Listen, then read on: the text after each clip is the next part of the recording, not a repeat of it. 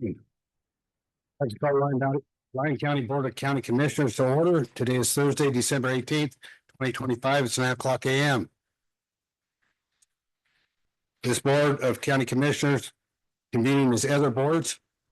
Members of the boards of county commissioners also serve as the Liquor Board, Central Line Vector Control District Board, Mason Valley Mosquito Abatement District Board, Walker River Weed Control District Board, Willow Creek General Improvement District Board, the Silver Springs General Improvement District Board, and during this meeting may convene as any of those boards as indicated on this or a separately posted agenda.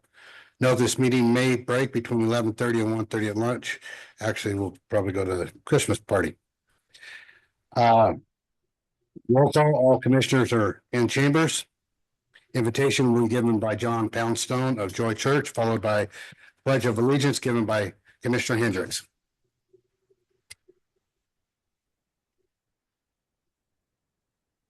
Good morning, commissioners. Heavenly Father, we come before you with deep gratitude that once again we get to gather as a citizen government in your presence, and we, as always, ask your divine guidance, wisdom, and discernment. Father, this morning I especially pray for this holiday season. May Lyon County absolutely become a light of the world, and may we be an exception. May we become an exception to this senseless factionalism and violence that has occurred locally and around the world in the last several days. Father, we pray for the protection of our first responders during this time. We ask God that 2026 truly usher in your promise of righteousness, peace, and joy in the Holy Spirit for our county, for our citizens, and for our government.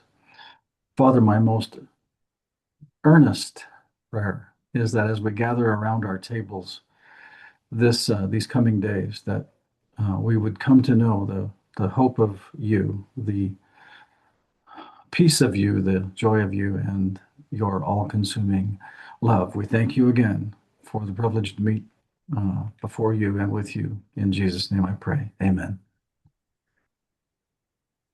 Please join me. I pledge allegiance to the flag of the United States of America and to the republic for which it stands, one nation, under God, indivisible, with liberty and justice for all.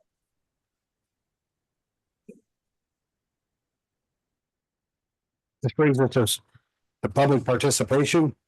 No action will be taken on any item until it is properly agendized. It is anticipated that public participation will be held at this time, though it may be returned to at any time during the agenda. Citizens wishing to speak during public participation are asked to state their name for the record and will be limited to 3 minutes. The board will conduct public comment after discussion on each agenda item, but before the board takes any action. Is there any public comment in the room?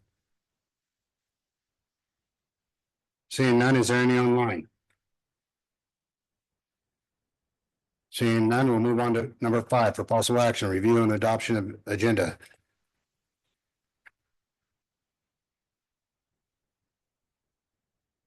Anybody have any comments or questions? Any comment from the public? In the room? Online? Not seeing any. Bring it back to the Chair board. Feller, I'll make a motion that we approve the adoption or approve the agenda as presented. Second. I have a motion by Commissioner Jacobson, second by Commissioner Hockaday. Those in favor say aye. Aye. Motion passes 5-0. Brings us to number 6, time certain. 6A, time certain, 9:50. No, can't go there. Okay, go to number 7, Commissioners, County Managers reports. Start to my right with Commissioner Hockaday. Okay, the last couple of weeks, attended the SB Energy meeting. Also had another special meeting for the park board in Smith Valley to determine location of an additional softball field for practice. Did my jail inspection with Commander Powell and Lieutenant Vandiver, and had a fairly long discussion with Bert Bryant of Walker River Irrigation District on water rights, and the issue that we discussed last time on the board about Yerington and our solar business to the east. So kind of got into that because there were a lot of questions that I had, and I wanted to discuss those issues with someone who is an expert. Other than that, here we are again. Commissioner Castanelli. Thank you, Chair. Attended a volunteer and donors appreciation luncheon at the Sutro Tunnel and watched them fly a drone in there and waiting for the footage on that. Attended the Planning Commission on Zoom, attended the Room Tax Board meeting on Zoom, attended the Campo Board meeting, the NNDA Christmas party, had a meeting with the Mesa Valley Boys and Girls Club and representatives from the Dayton Youth Sports Foundation regarding a collaboration on a potential gym in Dayton. Had a discussion with 2 developers on projects in Dayton, including the Legacy 49 and Traditions developments, and attended the tree lighting at the Dayton Dog Park. And that's it. Thank you. Commissioner Hendricks. I attended the World War II Pearl Harbor Memorial dedication ceremony in Stagecoach, and the Stagecoach Advisory Board and the citizens did a great job restoring the monument and coordinating a very well attended ceremony. Attended the Planning Commission via Zoom. Attended the NACO Public Lands and Natural Resources Board meeting. Learned there that the state engineer is no longer in that position, and it's currently unclear who will replace him. We're also trying to get SLUPAC back up and running again. They have a staff member and plan to repopulate that board.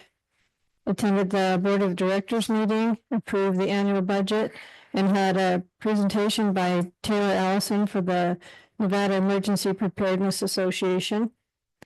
Attended the National NACO Public Land Steering Committee meeting, discussed the recent passage of the refunding of the Secure Rural Schools Act.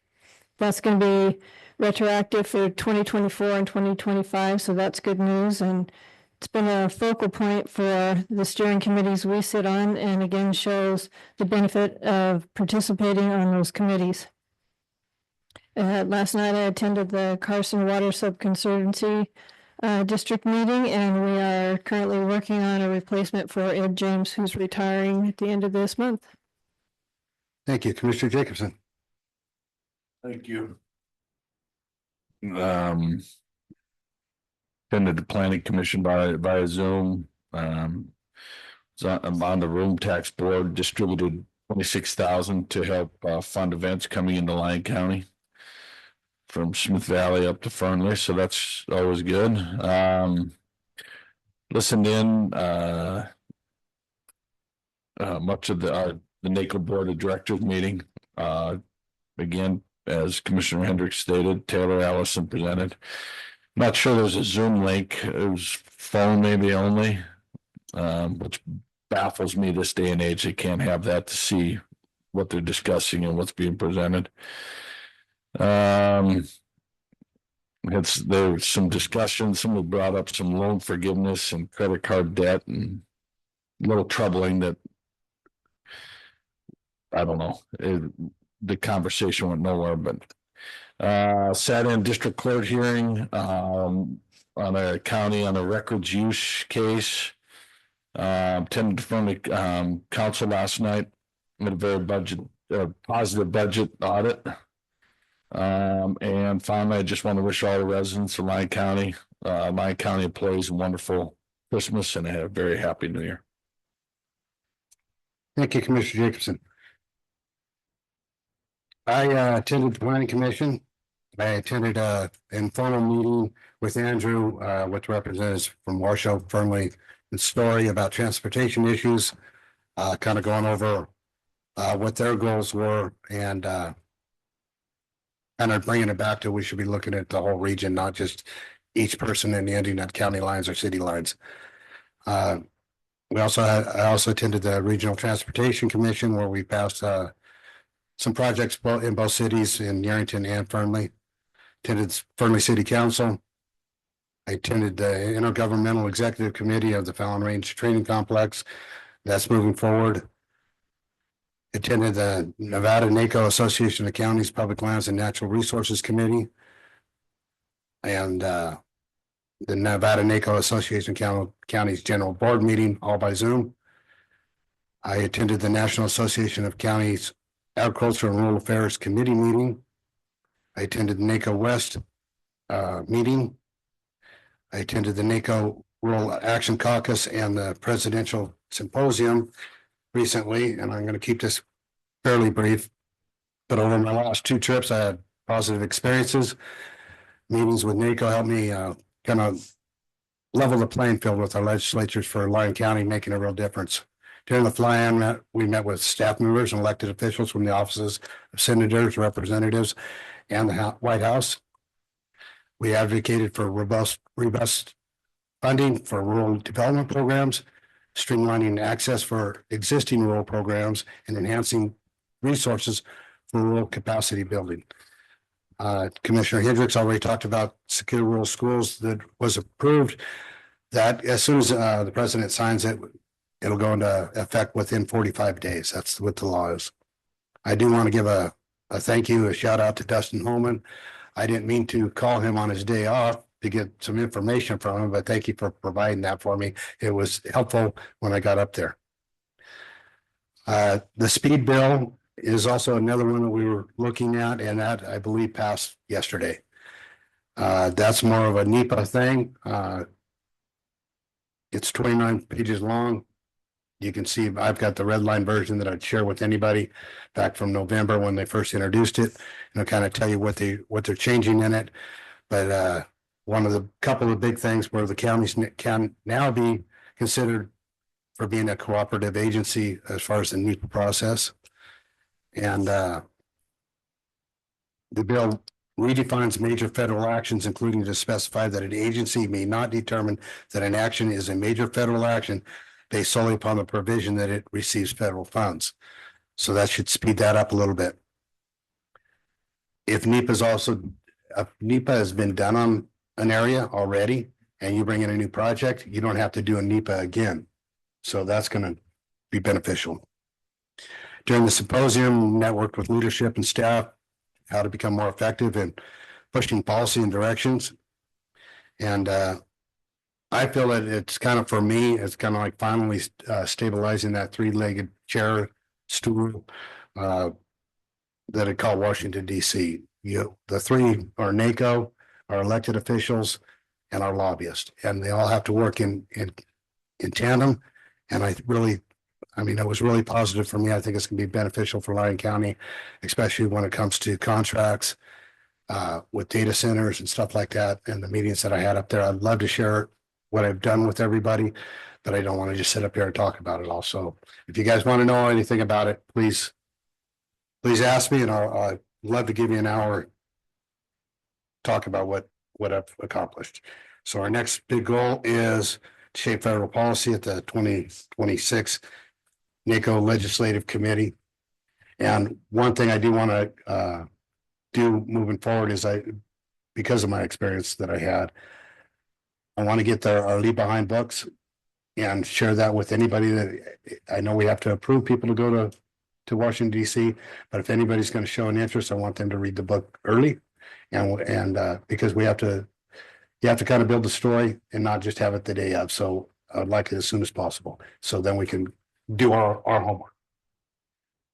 Now I'll go on to County Manager Haskin. Andrew Haskin, Lyon County Manager. So I did want to update the board. I got word from the Bureau of Land Management Monday that the SB Energy and the Lieber Solar Project did get concurrence from the Secretary of the Interior on their project. So it will be moving forward. They intended to issue the notice to proceed within a day or two. So it's likely already done. But they did want me to let this board know as well. So that project will be moving forward. I also, and thanks for bringing up the meeting with the Washoe RTC regarding kind of regional coordination on some major road projects. We'll kind of see where that goes. But it was a good discussion, and we met with Washoe and with Story County, just talking about some regional transportation issues along I-80 and as it deals with the Tahoe Industrial Center and the Highway 50 corridor as well. Also had a very productive meeting with the Nevada Division of Environmental Protection yesterday. So some of you may have received a call from some developers about intent to serve in the Dayton area, and we will be agendizing this and giving you a better update. But we had been waiting for some news from NDEP on some permitting for some testing out at the Aspen Creek ribs. Our meeting yesterday was really positive. So we hadn't issued those intent to serves. We weren't withholding them, but we needed to get that information lined up first.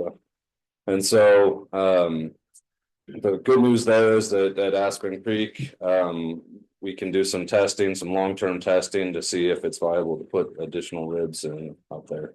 It'll be kind of a 4 to 6 month process on the actual testing, but we talked it over with NDEP. They like the idea. The permitting is fairly straightforward, and so we plan on moving forward with that pretty quick.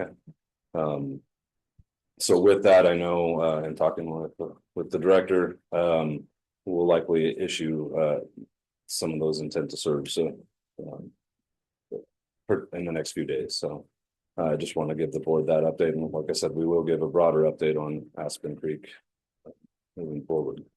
Other than that, I really want to wish everybody a Merry Christmas, Happy Holidays. I do plan on taking some time off between Christmas and New Year's.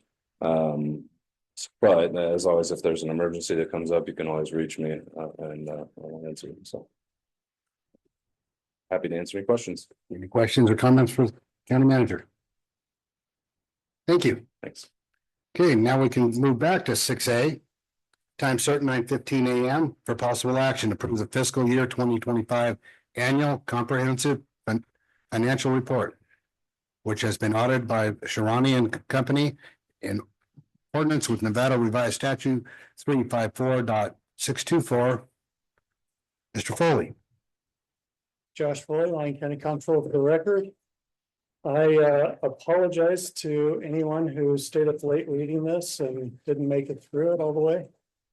I know there's a lot of material here, a lot of questions. I'm going to try to go through and answer any questions ahead of time, but feel free to stop me. I live and dream and breathe and eat all of this stuff all the time, and so don't hesitate to stop me and say, Josh, that doesn't make sense. Help me find out what we need to do. So I'm going to start off and go through some highlights of the audit report. And then at the end, we'll give some time to answer any questions or ask any questions that we have. Why don't we start on the PDF on page 19? If you have your book, it'll be page 15 that I want to start out with. This is a high-level overview. It's called the Statement of Net Position. It actually goes on pages 15 and 16. What I want you to understand on this page particularly is we take the operations of the county and we divide them into two different groups. One is our governmental group, and we treat those slightly differently. And the other one is our business type activities, and those are our enterprise funds, which for you, we're only talking about 4 funds: Dayton Water, Dayton Sewer, Willow Creek General Improvement District, and Silver Springs General Improvement District. Would you have a question? Or? That's not the same page I'm on. That should be page 15. So you should be on page 15 at the bottom. 15 is report. Not, It's in the book. In the book. oh, I apologize. So if you look on the bottom of the page, I got you. you'll see page numbers within the document that aren't the agenda item. Or you can follow along on screen, however you wish to do that. I'm there now. Okay, sounds good. So With that, we've got governmental activities and business type activities. And the governmental activities, we take all of our funds that are not supported as for user fees for the most part. They're supported by property taxes and other special revenues. We put those into a governmental activity and separate them out so you can see them at a glance, what we're looking at doing for our enterprise funds, which are for-profit, where we charge fees for utilities, and our general governmental type of funds. Let's move on to the next page. You can scroll down and it'll be page 16 in the book, page 31 on the, let's see, no, just down on the next page, page 16 in the book. If you take a look down at the bottom, we have net position. And you'll see the governmental activities, the total net position is 130 million. Business type activities are 126 million. That's basically if we were to take all of the assets and sell all the assets that we have and come up with cash, pay off everything that we owe other people, including pensions and those type of things. And then this is what we would have left at the end of the day for our cash sitting there if we liquidated all of those. If you take a look, we've got it broken down into separate categories. One of them is net investment in capital assets, and that would be how much we have for book value for all of the different capital assets, including land and equipment and buildings and so on and so forth. Those are all there, less accumulated depreciation. So for governmental activities, we have about 99 million. Business type activities are about $80 million in net capital assets. We also reduce it by any debt that we have on it. So in Dayton Utilities, we have a lot of debt on the sewer fund, and we'll get into that a little bit later. Let's see. And then we have some restricted, where we've got certain statutes out there that restrict how we can use some of those funds that are sitting in that position. And that would be for roads, for indigent care, debt service, capital projects, and then other purposes like room tax and stabilization funds, those type of things would be in there. And then we have unrestricted, and you'll see on the governmental side, we actually have a deficit. That's what those brackets mean, of about $8 million. That means if we liquidate and pay all of our debts and we set aside all the money we have restricted for other purposes, we actually would have negative cash in this particular situation for those type of items. And that's mostly because we have liabilities out there that we don't have cash set aside for. Pension. Nevada is one of the states that funds pensions. About 70 to 75% is funded, sometimes a little bit more, sometimes a little bit less, but right in that range. We're actually one of the top funded pensions in the nation for government pensions, but we aren't 100% funded. So we show a liability here. If we had to pay out everything that was out there to pay off our existing employees, we would have a deficit for that. We're not going to do that. We're a government that's going to, in theory, continue on indefinitely. And so we'll be gathering cash to pay those as the checks come due as we go along. Any questions on that? Okay, then we'll move on to page 33 in the PDF or page 17 in the book. This is our statement of activities. Again, this is an overview. Doesn't make a lot of sense, but I'll walk you through what it actually means. It's an overview of the government as a whole, split between governmental and business type, again, activities. And we take a look at it by function. So we grab general government as a function. And we say, we've got all of these activities for the clerk treasurer, for the recorder, for the assessor, the comptroller, the community development department, building facilities. Those type of departments are all general government. We have public safety. That's fairly obvious. You get the sheriff's office and animal services in there, emergency management. You've got judicial, which would be all the courts, public works. So we take all the expenses in the first column, and then we do revenues for the next three columns that are just specific to those functions. So if we charge fees for the recorder's office, that's going to show up as charge for servicing general government. If we have grants that came in, you'll see that in the next column for operating, or if it's a capital grant in the column after that. And we basically net out the expenses versus the revenues we're charging directly for. And we come up and you can see On the first column on the second page there, you'll see governmental activities. And there's for general government, we have a shortfall of 9.9 million. We're spending 9.9 million more than we're bringing in actual charges for services or grants to operate those. That's funded by unrestricted revenue, which would be your property taxes, your consolidated taxes that aren't collected for a specific function, but are collected to support the government. And the Board of County Commissioners decides how those get allocated. So if we take a look at those, you'll see public safety is about a $22 million deficit. If you go down and take a look at the total for governmental, it's almost 45 million. So half of that is just for public safety. That's not funded by charges for services. So if we go down a little bit farther, you'll see general revenues. Property taxes are a large component that we have. Consolidated taxes jump out as another large figure, 22 million for each of those, almost 23 million for consolidated taxes. Investment earnings, you can see, are about 4.4 million in general government that we have, and business type about 2.2 million. You can see if you look over a little farther to the right, there's a total column for 2025, about 6.5 million we earned in 2025. The prior year we earned 6.8 million, almost 6.9 million. You can see that's going down. That's two-part. First of all, interest rates have been decreasing on what we can earn on our money. Second part is we're spending down some of the cash as we go to.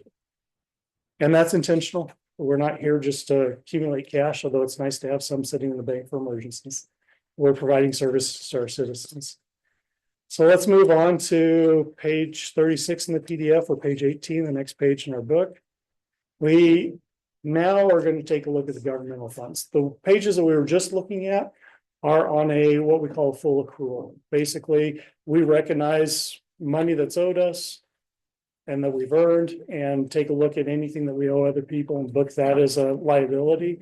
On this page, we go to a modified accrual, which means if we didn't get the money, like property taxes, within 60 days after year end that was owed us, we don't book it back into that year, because at some point you have to stop booking money back. And so they take a look at that and they say that money wasn't really available. And we're picking an arbitrary figure of 60 days, but that's pretty universal throughout the nation. It's set out. This is your balance sheet for your governmental funds. And we pick your top 4 size-wise governmental funds. There's a certain threshold of what has to be included individually on this page. And then we lump all the rest of them together and just say, these are all the other ones. They're found later on in the audit report. You can go through and find your park construction tax fund, your room tax fund, your 911 surcharge fund, general indigent, medical indigent, those type of things. But you can see these are all fairly similar size, except the opioid settlement's a little bit smaller than the other ones. But the general fund, just so you're aware, we have about 63% of all of the revenues go through the general fund of the governmental revenues, and about 67 to 68% of all the expenditures. So that's your largest fund that we're looking at. If we get down to the bottom and take a look at the fund balance, we break that out into some different categories. Non-spendable, that means we've already spent it. We can't spend it again. We have it set aside we paid bills prior to June 30th that were actually the next year's bills. And so we've already spent that money and it's just sitting there for the next year. We've got restricted, and those are items like the recorder's technology fee. Statute says stays in the general fund, but you can't use it for anything but the recorder's office. And so we lump those together and put those in, and you can find those in the footnotes on what all of those are. And then we get down to assigned fund balance. That's how much we are budgeting to spend fund balance down in the next fiscal year. And then we have unassigned, which is what isn't budgeted to be spent down. But normally we keep in there as a cash cushion so that we don't go into negative cash when we're paying payroll and bills. So we have about $9.6 million in total fund balance in the general fund. Of that, the next year we anticipated when we built the budget that we would have 10.3 million. So we're about $760,000 short when we start out the new year for the fund balance. We've talked about this before. There's a reason for that. Some of it's time flow on inflow of money. Some of the revenues came in lower than we anticipated when we built the budget for 2026. But just so you're aware on that. Regional Street and Highway Fund, more commonly referred to as your RTC funding. When we take a look at that, we have a fund balance of almost $7 million. That's not all Lyon County's. Lyon County's portion of that's about $7.4 million. We build up cash and then we do projects. So we always have the cash in the bank before we start a project, so we don't end up in a cash flow issue. City of Fernley, there's 9.6 million there that's being saved up for different projects. They've presented some large ones to the RTC board just recently, and so that's going to be funding some of those. City of Yerington's 0.7 million, so about 700,000 of that, to give you an idea. Opioid settlement fund, that's just a fund that we have that any litigated money or settlements that came to the county to be used to combat the opioid pandemic. That's what they are. That's what this fund is for, is just make sure we're accounting for those and spending those properly. And then we have the capital improvements fund. Capital improvements fund, we really only have a couple of funding sources in there. One of them, largely, we do put some federal grants through there, but recurring revenues, we put the payments and the taxes in there. And then we also put the public safety tax that is to finish the justice complex here in Yerington. We built it in 2011. We're still finishing out shelled out space. There's still more work to be done there. And so we've been accumulating it and paying cash for those as we go. Cash built up in the fund balance as of June 30th. There's about 1.7 million in public safety sales tax out of that 26.5. And there's 24.8 that the board has budgeted in fiscal year 26 to pay for the Dayton Government Complex. Those are your two large projects coming out of here. There's also grant funding that doesn't show in here that's paying for the Fernley Justice Court project. Okay, any questions on that page? Is anyone asleep yet? I got one question about that. Just for my own information, when you do that, like the Justice Complex, it's not done, but we still get that quarter cent coming in. Yes. And we have a reasonable idea of how much that's going to be per year. Do we ever go out and go ahead and start working on finishing some of that stuff and borrow against that? Is there a spot where the cost of construction goes up every year so drastically compared to the cost of a loan, even though we're guaranteed? Do we ever do any of that, or do we strictly doing cash only?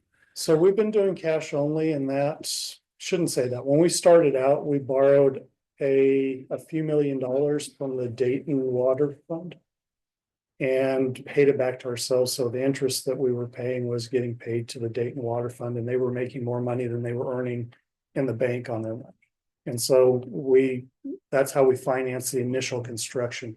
The work since then, we've been putting the money into the bank. So as far as inflation, as long as the construction inflation was fairly similar to the interest rates in the bank, then we're probably money ahead by saving up cash. And that's what we've been doing, is saving up the cash for the projects. Sometimes it's getting the workforce when the workforce is available. That's kind of where I was going with it too, because just because a project's ready to go doesn't mean you can bring in someone to do the project. So yes, opportunity sometimes. Something we can look at as we go forward if we come across a situation like that. So far, it seems to be that we've done very well with that.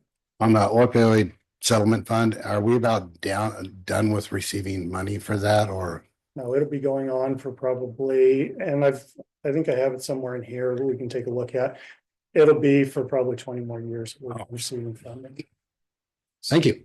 Yep, and Shayla and the sheriff have been doing a very good job of targeting that and using it for appropriate uses. So let's move on then to page 39, which is page 20 in the book.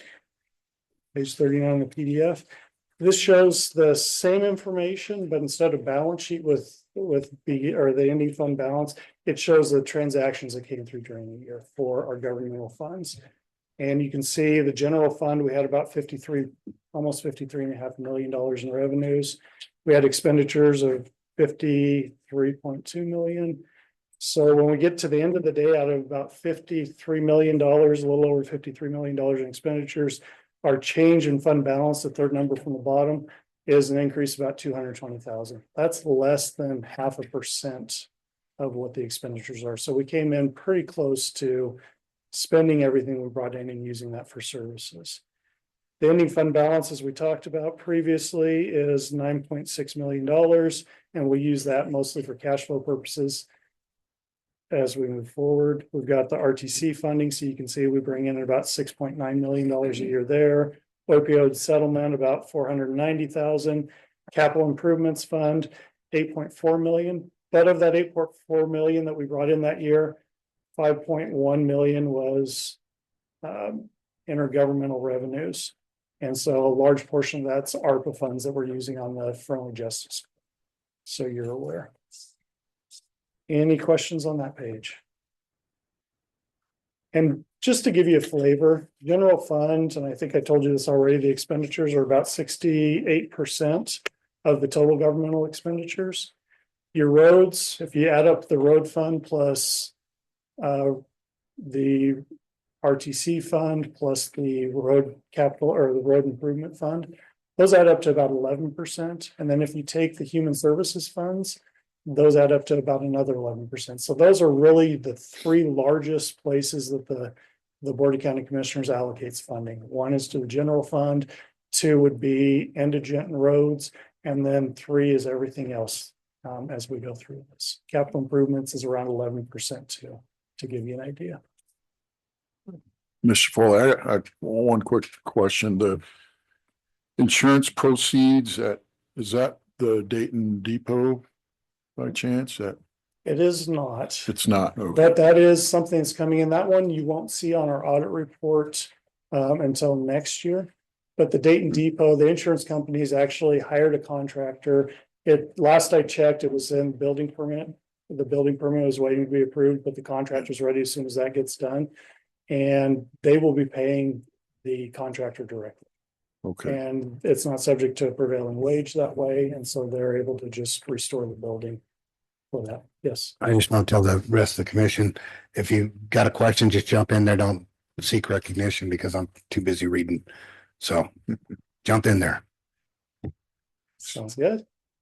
Okay, so the 33,000 is mostly vehicle accidents where we've gotten reimbursed for those types of things. Okay, so let's move on to page 41 in the PDF and page 22 in your audit report. This is a high-level overview of the general fund. If you go farther back, you'll be able to see it in a lot more detail. It'll break it down by department. It'll break it down by significant funding sources. This just puts it into the revenues into 6 different categories, shows you what the original budget was, what the final budget was, what we actually had, and then the difference, and then it gives you comparison to prior year. So if you take a look on the revenue side, you can see taxes would bring in about 17 million of the total $53 million in revenue. Licenses and permits are about 4.7 million. You can see we anticipated we'd have almost 300,000 more in licenses and permits than what we actually did. The reason that was down is utility license fees and franchise fees were less. What I want you to think about is how high your gas and electric bills were a couple of winters ago, and then they went down. So we were anticipating, we get a percentage of that revenue. We were anticipating it not going down, but it did. And so that's the reason why those are down, why we didn't receive as much as we thought we would there.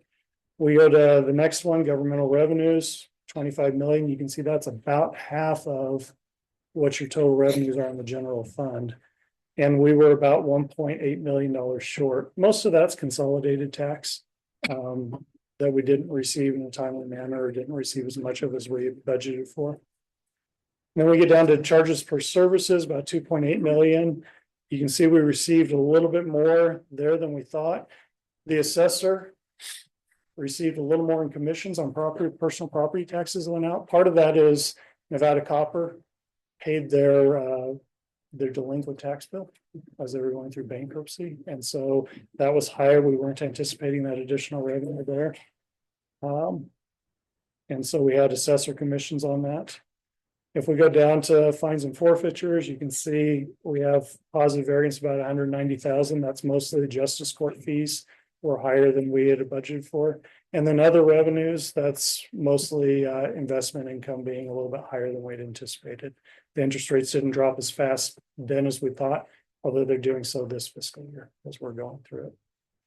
General government, you can see of the 53 million, we have about 13 million is spent for general government, 24 million for public safety, 13.5 million for judicial, for a total of about 53. Our total revenues from 2024 to 2025 in the general fund went up about 2.7 million. Our total expenditures went up about 5.7 million. As we talked about just a minute ago, we're fairly closely balanced on spending everything we're bringing in to provide services for our citizens there. Any questions on this page?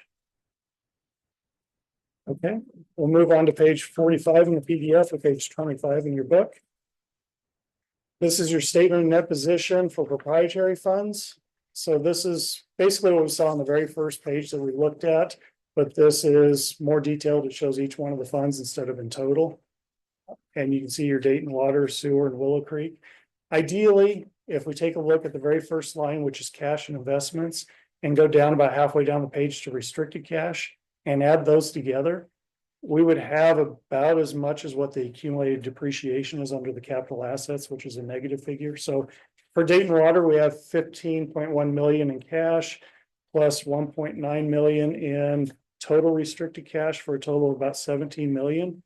But if we look at our accumulated depreciation, the one figure that's in brackets towards the bottom of the page, it's a negative 21 million in accumulated depreciation. So we don't even have enough money set aside to replace our existing assets at historical cost. Forget what they're going to cost now to replace.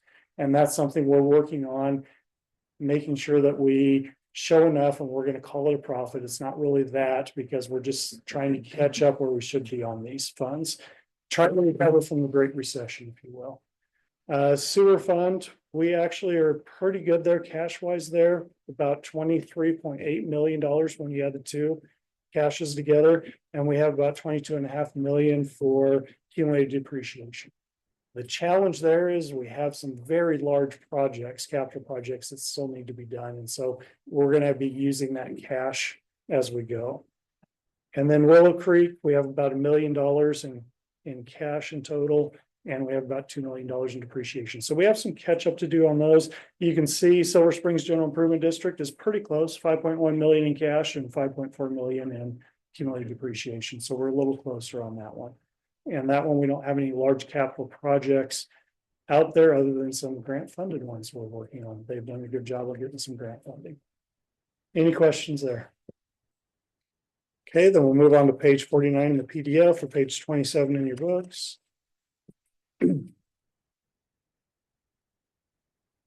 This just shows you the revenues and expenditures by enterprise fund as we go down, and you've got Dayton Water has about 5.3 in operating revenues. Sewer is about 7.5 in operating revenues, so it has a little bit higher rate there. Operating expenditures, they're fairly similar, 4.6 in water, 4.9 in utilities, $1 million on those. And then we get capital contributions. Sometimes those are in kind. When a developer builds a development and contributes the water and sewer lines in the ground and the infrastructure that they've built, that comes in down under capital contributions. When they pay connection fees, that also comes under capital contributions, and that's cash that comes in. So you can see where for Dayton Water, the change in net position, which is almost towards the bottom or almost to the very bottom, was 3.7 million in Dayton Water, 6.5 million Dayton Sewer. That's where I was saying we're actually building up cash as we go to make up for the deficit we have, that we should have more at this point to pay for capital replacement as we go forward. And so Willow Creek, a positive 53,000, Silver Springs GD, a positive 702,000. Let's move on to the next page, page 51 in the PDF or 28 on the document. This is actual cash flows, slightly different because we're just looking at cash in the bank snapshot instead of what happened with booking payables back and those type of things. So if we take a look at Dayton Water, we have $2 million at the very bottom is an increase in cash, or third line from the bottom. Dayton Sewer, 494,000. Now keep in mind, we were just talking about the profit in Dayton Water was 3.6 almost, or 3.7 million, almost 3.8 million. But the cash increase is only $2 million. Part of that's because we're buying capital items that don't show up on your profit and loss. They show up on your balance sheet. So we paid $1.7 million for capital projects, infrastructure that they built during the year. Dayton Sewer, you can see we're about $500,000 positive cash, even though we had $6.5 million in profit on the profit and loss statement.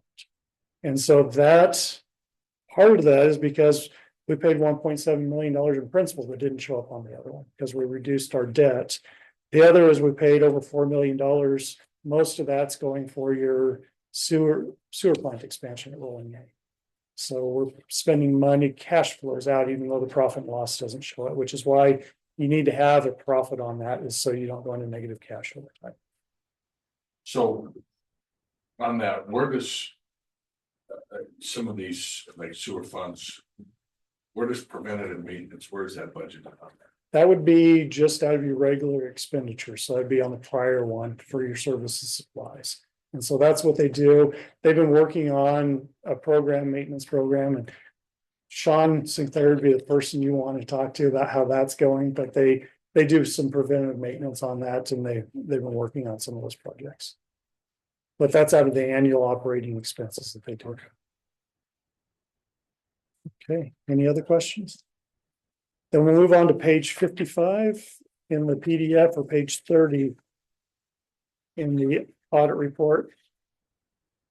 This wasn't included anywhere in the audit report before. It doesn't show up in governmental funds. It doesn't show up in your enterprise or business type activities.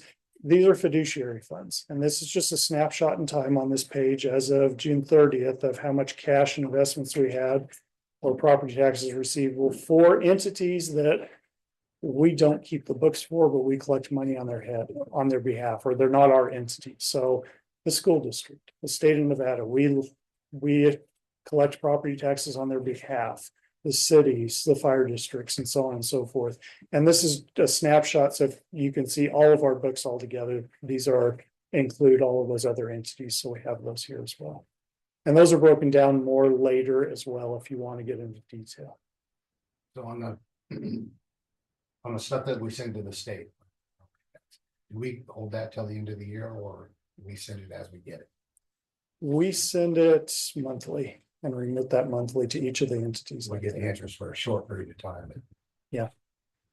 Yep, you're correct. So on the state and school district and those type of things, we don't allocate any interest to those. So any float, which is what you're referring to, that we would get on that money, goes into the county general fund. Okay, let's move on to page 75 in the PDF, or page 51 in your binder or your audit book. This shows the outstanding debt at June 30th and the payments that are due over the next however many years for each of the different bonds until they're paid. And so you can see Dayton Sewer have a number of state revolving fund bonds. There are 3 series there. One in 2014 for 1.1 million, one for almost 5.8 million in 2015, and then the one we just finished borrowing for the Dayton Rolling A sewer expansion. It was 20 million. It's down to 18.9 million now. So those are all Dayton Sewer. If we go down to the revenue bonds that aren't supported by tax as well, even though none of these are being paid back by taxes, they're partially supported, so you get a lower interest rate. We have Willow Creek General Improvement District has 2 sewer bonds, a sewer improvement project of almost 20 years ago. And we have a Dayton Sewer bond, a USDA bond that was done for the Occidental area in Dayton to change them from septic to sewer. And so these are our payments. Looking at the interest rates on these, you can't get interest rates in the 1% and 2% range like most of these are at nowadays. So on an annual basis, I take a look at them and say, are we better off paying these off? Or are we better off keeping the cash in the bank and getting interest at a higher amount than we're paying debt? At the moment, we're better off keeping the money in the bank than paying someone off if we have cash. And keep in mind, anytime we issue a new bond, the cost just to issue those to the underwriters, to the legal consultants and all those to get us through the process run between $70,000 and $100,000. So it's prohibitive to just go out and say, oh, let's borrow $1 million. It adds up quickly. So going back to your other question on, should we be trying to catch construction and not saving the money up? There are some additional costs to factor in as you're looking at that. Thank you. That's helpful. Let's move on to page 144, which is 107 in your book. We're going to skip a whole bunch of pages here. This is the general indigent fund. Again, keep in mind when we add up the opioid fund, general indigent, medical indigent, and the senior services funds, that's about 11% of it. This is a good piece of that. What I really want you to look at is on the left-hand side. Do you see all those intergovernmental revenues broken out between federal and state? Those are individual grants that Human Services has to manage every year to keep afloat. So in that fund, she brought in $2.9 million in federal grants. Taxes, property taxes, we subsidize with almost $700,000 to match those funds so we could provide indigent services. And these are indigent services that are outside medical. These are all the other ones where you have housing, utilities, and Shayla could be more eloquent than I could, but they take care of one of our constitutional duties, Nevada constitutional duties as a county. So any questions on this fund? When I first started at the county, we had similar revenue streams, but those grants, we had probably 8 federal grants and 8 state grants.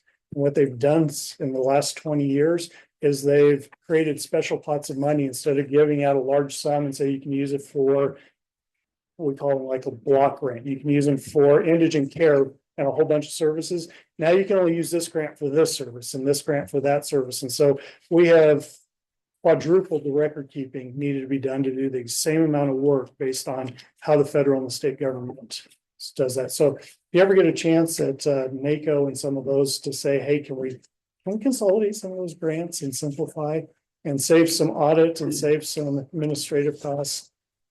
That's valuable. It shows how difficult that department is, and that's why I recommended Shayla go on to NACO so that she can kind of do a little bit of influence. So yeah, she's all grant funded. So let's move on to the next page over, which is page 145 in PDF and 109. This is our medical indigent fund. By statute, there are a number of statutes that require us to do this, but what I really want to point out for you on this page, 2 things. At the top, you can see the taxes, actual is 1.7 million in the middle column. That's how much we received. If you look at the prior year, it was 2 million. We moved tax rate out of that because we were building the fund balance up. And that may come back to bite us. We may have to move tax rate back in. I brought this up in the budget, but I just want you to be aware of it. And I'll show you why. As we go down into the expenditures, you'll see the largest expenditure under 300% match and services supplies. The actual is 1.476 million. That matches the federal government Medicaid. And that's what we're doing to provide Medicaid services in Lyon County. That's our match.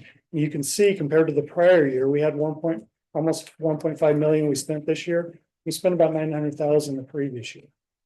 The reason that's going up is because the ARPA funding, all of the federal stimulus funding is going away. And now we're picking that burden back up on the taxpayer side of Lyon County. So not only are we having more expenditures, but we decreased our revenue. So we'll watch that as we're going forward. If we get down to the bottom, we almost came to a net zero. We were about $79,000 in more revenues than expenditures. But that gives you an idea. We changed that significantly. Now we've built up significant fund balance and we're using about 3.4 million of that, 3.5 million maybe, for the Dayton government complex to help pay for the portion for human services that's going in there to provide medical services as well. So you're aware. Then we'll move on to page 148. 110 in your binder. That's senior services. Again, I want to draw your attention to the number of grants that Human Services does a fabulous job in obtaining and doing, but it comes at a significant administrative amount of time and cost. This one, we're about a 50-50 match on the revenues they bring in. Intergovernmentals are about 1.3 million, and property taxes are about 1.3 million. Keep in mind that the federal government Human Services grants are ones that are, and at the state level, are ones that are funded. When you're trying to get grants for some of your other programs out there, these ones are ones that happen almost every year, most of them. Sometimes you get some one-offs. And so it's renewals on a lot of them, or looking at different funding sources. But there's a lot more grant funding available for Human Services than there is for almost any other function out there. Roads would be your other thing that you can take a look at for bridges and NDOT type of grants that you can match. But those are, you may ask sometimes, why do some of the other departments not get very many grants? Sheriff's Department's probably one of your largest ones outside of the airport. And I'll go into the federal grants in a little bit when we get to the end on where we're getting that money and where it's going. But it's easier for us to find these because there's actually grants available. Any questions on that? Okay, now we get to the pretty pictures. So we're almost done. Let's go on to page 195 or 141 in your book.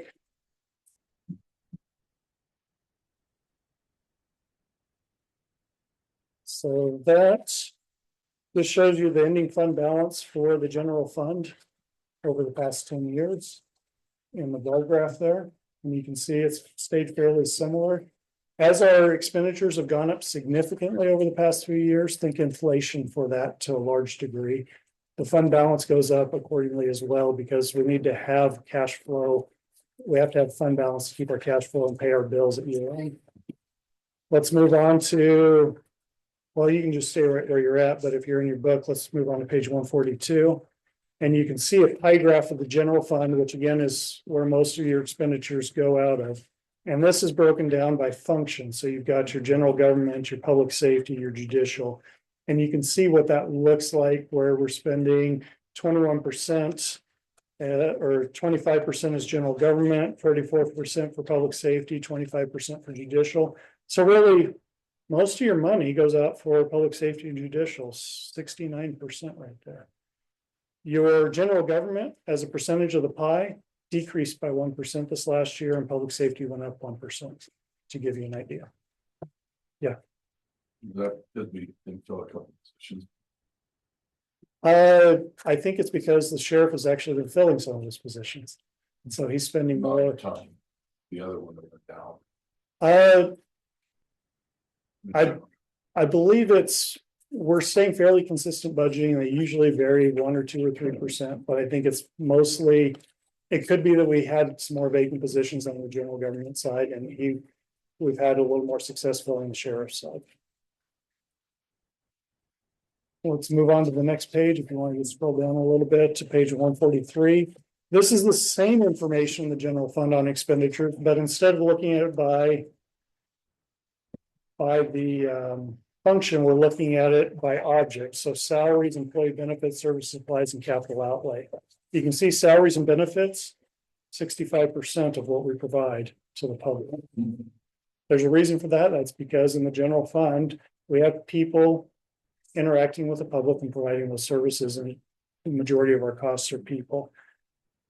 Salaries and benefits are the same as the prior year percentage wise. Services supplies decreased by 1% and capital outlay went up by 1%. Think on the capital outlay going up 1% of all the sheriff's vehicles we've been trying to buy to catch up on that. So that's a piece of that as well. Let's move on to page 203. In the PDF or 148 in your documents. Just a snapshot in time at the end of June of your top 10 taxpayers in the county. Mark Forum Fernley, NV Energy, those are your 2 largest taxpayers by far. And then you get into a few other ones. You may recognize some of the different people on there. Union Pacific, Trex, Nevada Cement, Websteront. Some of them are a little more cryptic. PW Fund B Development. Troy can probably tell you who they are. But that gives you an idea of some of our top 10 taxpayers and what we had 10 years ago for top 10 taxpayers. So you can see it's changed substantially over time on who your top 10 taxpayers are, although there are some frequent flyers on there. Any questions there? There's a lot of good information in the back here, statistics that you may enjoy perusing. But let's move back to page 222, which is 165 in our document. These are your scheduled expenditures of federal awards. I'm taking to the very end of that. Just to show you at the very bottom figure there, we have almost $8.3 million in federal money that came in. Now, to give you an idea where that went, 234,000 of that approximately was Dayton Sewer. Silver Springs General Improvement District for a biolac replacement was 589,000. Human Services, we take all of those senior and indigent services and add them together, a little over $3 million. They used local funds of about $2.2 million for match. General ARPA, which I'm going to say is everything except Fernley Justice Court, is about 1.45 million. Fernley Justice Court, we spent about $2.2 million during the fiscal year. That's ongoing. Hopefully in a couple of months, we'll have that project wrapped up. Sheriff's Office on federal grants, about 51,000. DA and child support, about 353,000. Keep in mind, child support is 66% funded, 67% funded by the federal grant, to give you an idea. Schools and roads, about 22,000. And thank you, Commissioner Keller, for getting us some additional through Congress with NACO. So that'll be coming in this year. And then just other combined together about $350,000 for various other purposes. And with that, that's about all I have for you today, other than Mr. Strani has some things to present. Do you have any further questions before I sit down and go get a good stiff drink of water? Any questions? Thank you. I've kind of, You're just out. thank you. Kind of shows that the amount of federal funding that we do need, and it'd be nice to get a little bit more. Absolutely. Does anybody need to take a break or keep moving on with Mr. Cerrone? I'll be quick. Okay, we'll go with you. Get the undaunting task of like following Caroline Levitt after a press conference. But I'll try to do my best. I'm Jim Shawnee for the record, Shawnee Company. We performed the annual audit.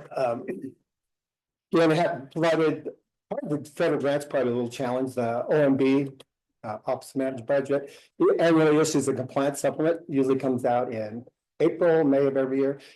The final draft was not finally issued till November 25th, I can believe that. So that work was done, and luckily the compliance supplement didn't have many changes, so it didn't delay the audit process. But the sole purpose you hire an audit firm is to issue opinions, and there's seven opinions I'll go over on page 1, 2, and 3 of the booklet. That's the auditor's opinion.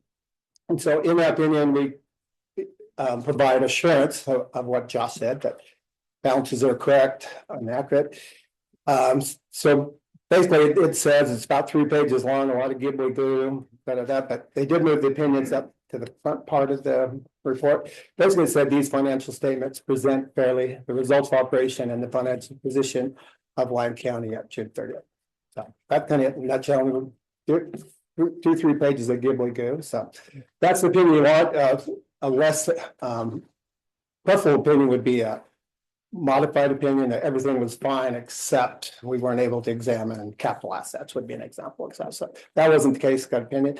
The other thing I'd like to brag about for Josh is that I think it's Roman numeral 7 is that certificate of excellence from the governmental fiscal officers. That's like being awarded the All-Star award like you're playing football. So at the end of the year, you submit your report.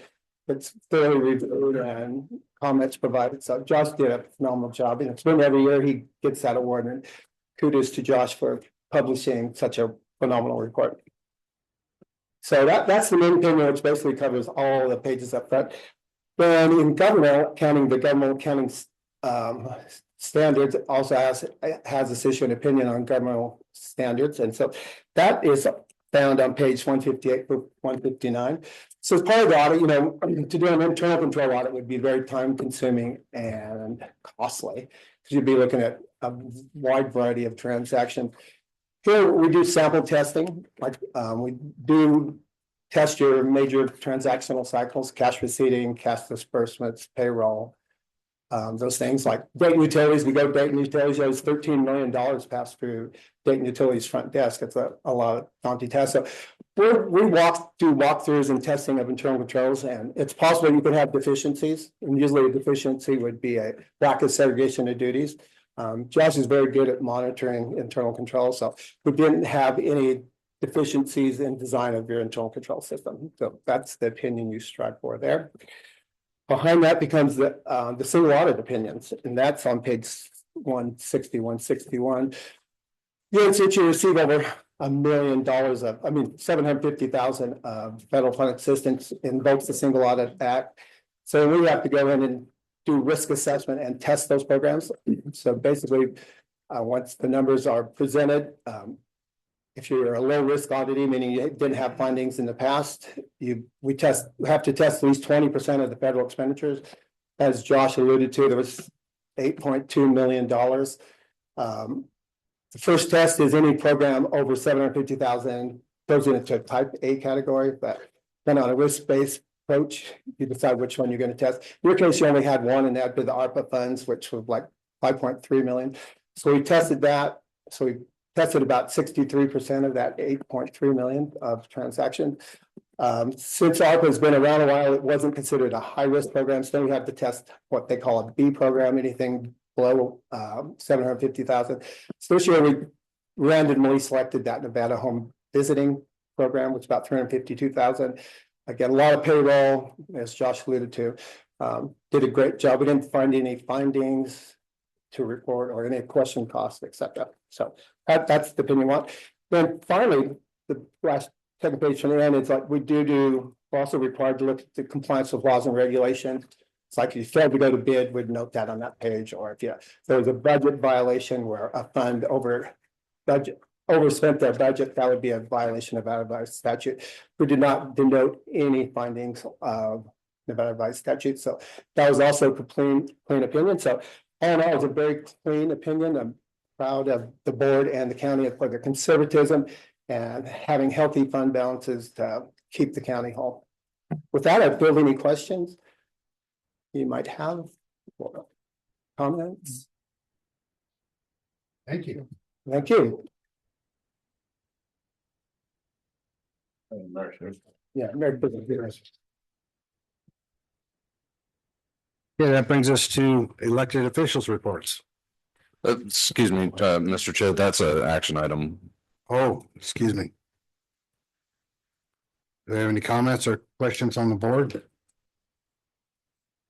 Any public comment? Any public comment online?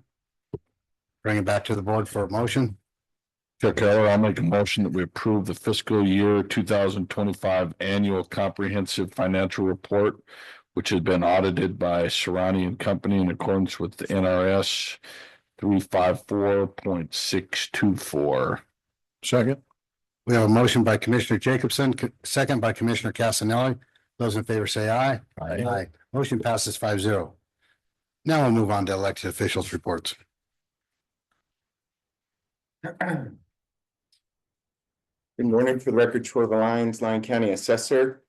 First of all, I want to wish you all a Merry Christmas and a public Merry Christmas as well.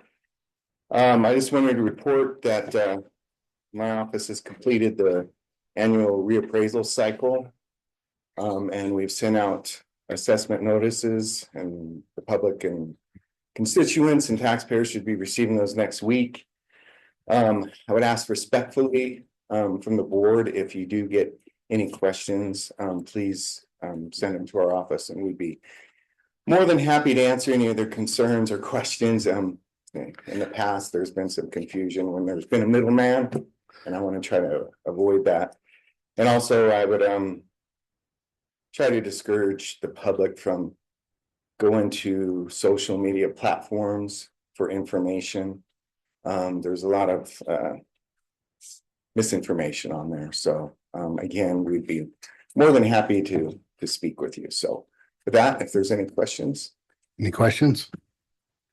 I'm more than happy to send them your way. I'm not gonna try and do your job. It's your gift, it's your Christmas gift to them, so I'll let you talk about it. I know I call them Christmas cards. That's probably not. So, thank you. Thank you. Any other elected officials? Sheriff Pope. Good morning, Lyon County Sheriff Brett Pope for the record. I've had a busy couple weeks, finished up shop with the sheriff. We were able to actually get that number to 54 kids, and it was a successful event. I thank Jenna Dykes from Human Services for assisting and pretty much planning the whole event and doing a great job and arranging all those kids. On the negative side of it, there's still 50 kids on the wait list that we couldn't get to, but hopefully next year those kids will be able to participate. Another part of that is we're able to write a check for $500 to the Silver Spring Senior Center to help them out. One of our donors wanted a portion of his donation to go to the senior center.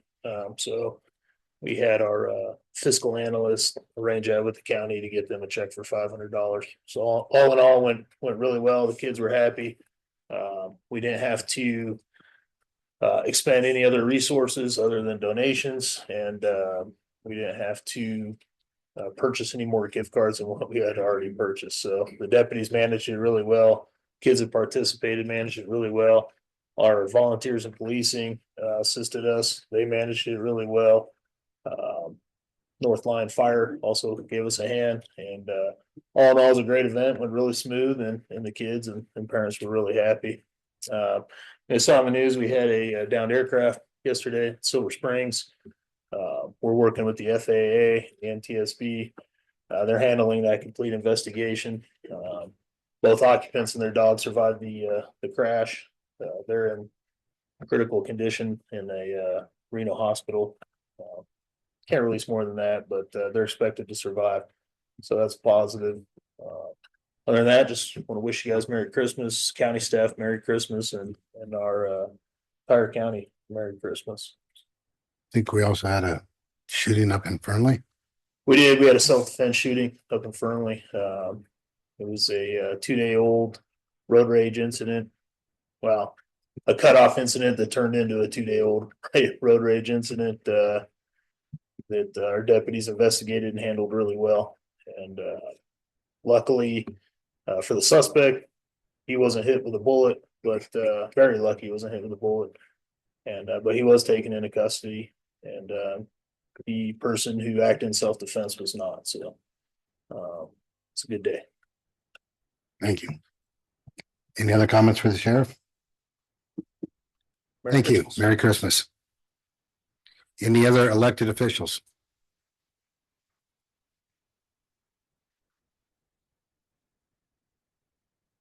Seeing none, I'll go to appointed officials.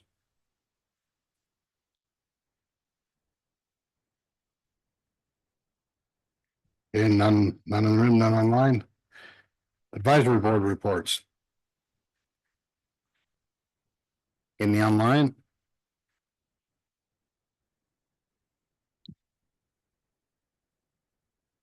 Okay, we'll go to the consent agenda. Consent agenda, action will be taken on all items. All matters listed under the consent agenda are considered routine and may be acted upon by the Board of County Commissioners with one action and without an extensive hearing. Any member of the board or any citizen may request that an item be taken from the consent agenda, discussed, and acted upon separately during this meeting. Does anyone on the board want to pull an item? Commissioner Hockaday. Yes, Chairman Keller, 11D, the minutes.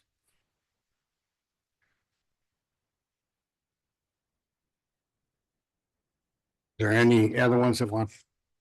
Any other items to be pulled? Does the public want one pulled? Anybody online? Bring it back to the board for a motion. Move to approve the consent agenda items 11A through C and 11E through I. Second. We have a motion by Commissioner Hendricks, second by Commissioner Casanelli. Those in favor say aye. Aye. Motion passes 5-0. Brings us to 11D for possible action, approve the December 4th, 2025 minutes. Commissioner Hockaday. Yes, if you'll notice on the minutes for 11D that, I was trying to find my copy here now that we had the audit, everything is missing all over the place. Yeah, you'll notice that, on 17, we have the vote on members. And yet we have, let's see where it is here. Stagecoach. Are you on 17A? I was looking at the vote. Yeah, thank you. I gave her a copy here. It's 17E for possible action, appoint up to 3 members to the Dayton Regional Advisory Board with a term expiring December 31st, 2027. The motion was by Commissioner Casanelli, moved to appoint Jason Kermel, Long, Crystal Rodriguez, and Jim Davis to the Smith Valley Park and Recreation Board. So that should have been the Dayton Regional Advisory Board instead of the motion reading Smith Valley.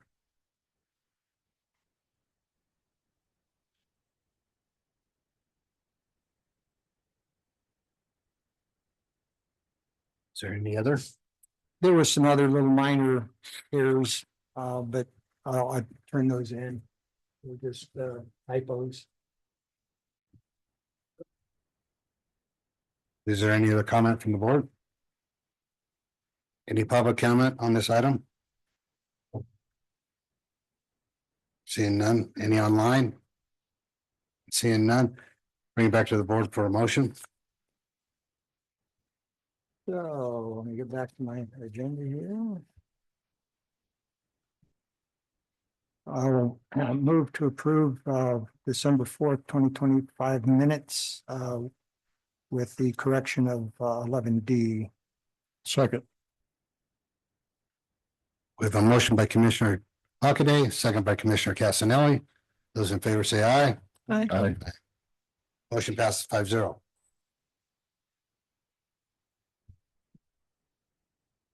Okay, we're back onto the regular agenda. This would be a good time to take a break. We'll be back in 5 minutes. It's 10:18. Be back at 10:23.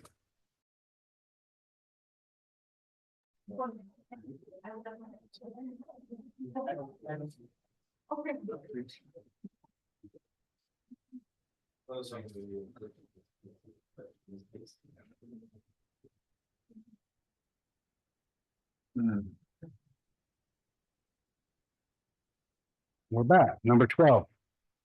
Public hearing on planning items for possible action to approve a request from the abandonment of 2 easements, a 50-foot and a 25-foot wide public access and utility easement as granted on land map 303-574 and a 30-foot wide access and maintenance easement as granted on land maps 393-537 and 398-011 located within the Brookview Ranch subdivision at the terminus of Comstock Road in Dayton, APNs 016-022-19, 31 and 32.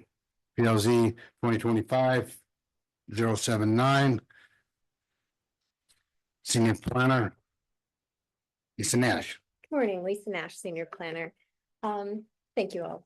This morning, we're here to talk about the Bidler Water Company request for the abandonment of these easements. The site is located as shown on this plan. It's at the northern end of Comstock Road and it's south of the Carson River in Dayton as shown on the plans.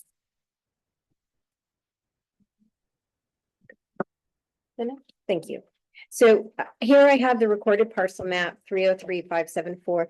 This one shows, it's a little hard to see, but this one shows the 25 and the 50-foot public access and utility easement.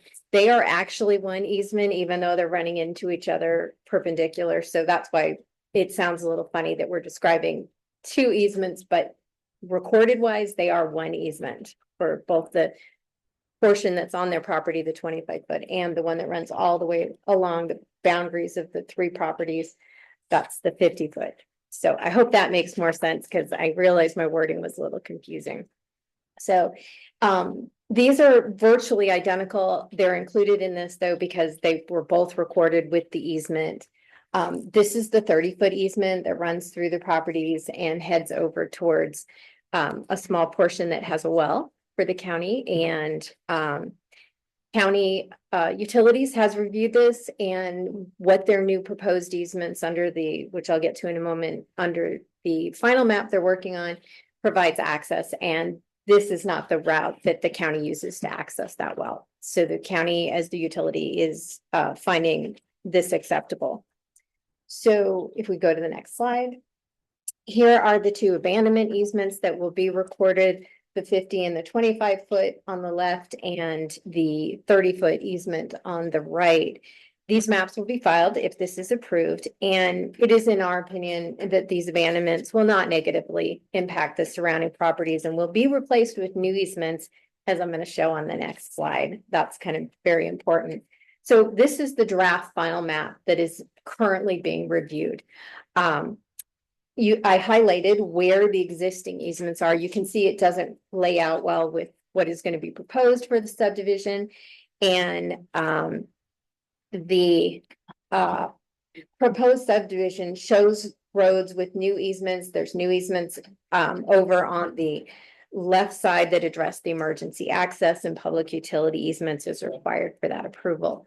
So we're making sure with the new final map that all of the easements that will be recorded will adequately serve what the former easements did, but will be aligned with the new layout. This was based on a tentative subdivision map that was done in 2021 and the final subdivision map that was filed this year. Do you guys have any questions about this right now? Because it's not normally how we see it, but it's good to see that we have a draft final map in progress to look at. I do, but you're saying that we're seeking to abandon these easements before we have an easement to reach where we need to be, even though it's in the system, but so does that leave us liable or because we have no easement to there? No, we have other access to that property, and there is no reason to expect this won't go forward. So nobody seemed to have any concerns that we would be in a lurch. These easements only affect this property. And since we have an alternate access along the left side, there's 100-foot easement already that's in place, and that butts right up against the well easement that we have. So we still have access no matter what. And where the county is the only other utility that's affected at this time. Thank you. You're welcome. Anybody else have a question on that? Okay, well, with that, that's my presentation. Pretty straightforward. I am available for additional questions, and the applicant is online, but didn't feel they needed to do a separate presentation for this. Any questions from the board? I have one question. I know we've got some residents in my district there that were concerned that this didn't have an opportunity to go through the cab prior to coming here. And I just, I'm not, I want to make it clear, I'm not opposed to the project, but I want to make sure we don't circumvent the process. So unfortunately, the last cab for Dayton was canceled, and this came up. We do try to encourage people to go to cabs when the meeting's canceled. That does affect it, not putting any blame anywhere, but also abandonments are not taken on the same schedule as regular applications. So that means we try to schedule them about 3 meetings later, and we come in on and off. Because normally you see me the first of the month, not in the middle. Okay, county manager just reminded me, these don't typically go to the cabs, although I do encourage all applications to go to cabs. To be honest, this one isn't required. Thank you. But Commissioner Casanel, your point was valid. I did take calls. I did send information out to neighbors that border this and was available for anybody that needed it. And although we don't require cabs for any applications, I do encourage my applicants to go. Thank you. Any other questions? Comments? Any public comment? Yeah, go ahead. Yeah, she's done. I'm asking for public comment at this time. Yes. Those Harry here. Did you want? Not a board member, but we like to go. Merry Christmas to you guys. Thank you for being here. You guys are doing a good job. Folding all the budget. It's nice to see you guys are getting that squared away. We're under the impression that anything that impacts us, public easements, we were given a chance to at least see it. And I'm sorry that the meeting was canceled, but that shouldn't circumvent us being able to look at what has an effect on us, whether that's part of the process, is us being able to understand what's coming at us. And that was, I don't know if it was skipped, I know the meeting was canceled, but that shouldn't negate our ability to be advised and aware of what's going on in our community. And that is directly related to our community in easements and also in how we're going to get in and out of to do whatever business they need to do. We're just simply asking that you guys table this, that it comes back around, that the community, because there's no way for me to explain to these people what you guys are telling me if they can't sit there and hear it for themselves. And that's the process that we have established so that everybody's on board or at least aware. And this car is flat-footed, and we're just asking you folks to table it and to bring it back around so that our community can at least be aware what this entity is trying to do within our community. And we would just ask that, and that's all I got for you guys. Thank you. Thank you. Yes, ma'am. Could you please find it? Yes, ma'am. Do we have any other public comment? Any online? Seeing none, I'll bring it back to the board for comment. Any comment? Thank you, folks. Thank you.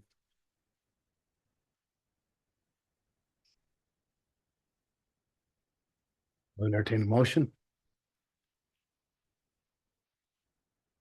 I personally, I'll only just ask real quickly, is it gonna cause any problems within the county to table this item? I think I'd like to ask the applicant because. And the reason why I'm saying that is because I fully support the community to know what's going on. I don't think this one is a heavy impact because it's a removal of something. It's not trying to increase anything. So it's basically removing it off the property. So I don't have a problem with that, but I do like our advisory boards to have the chance to be engaged at all times. That's what keeps people going to advisory boards, is that they get a chance to be engaged. If they're not doing anything, they don't exist. So Okay, I just want to find out. could we have a moment to Yes, discuss this? yes. And reach out to the applicant as well?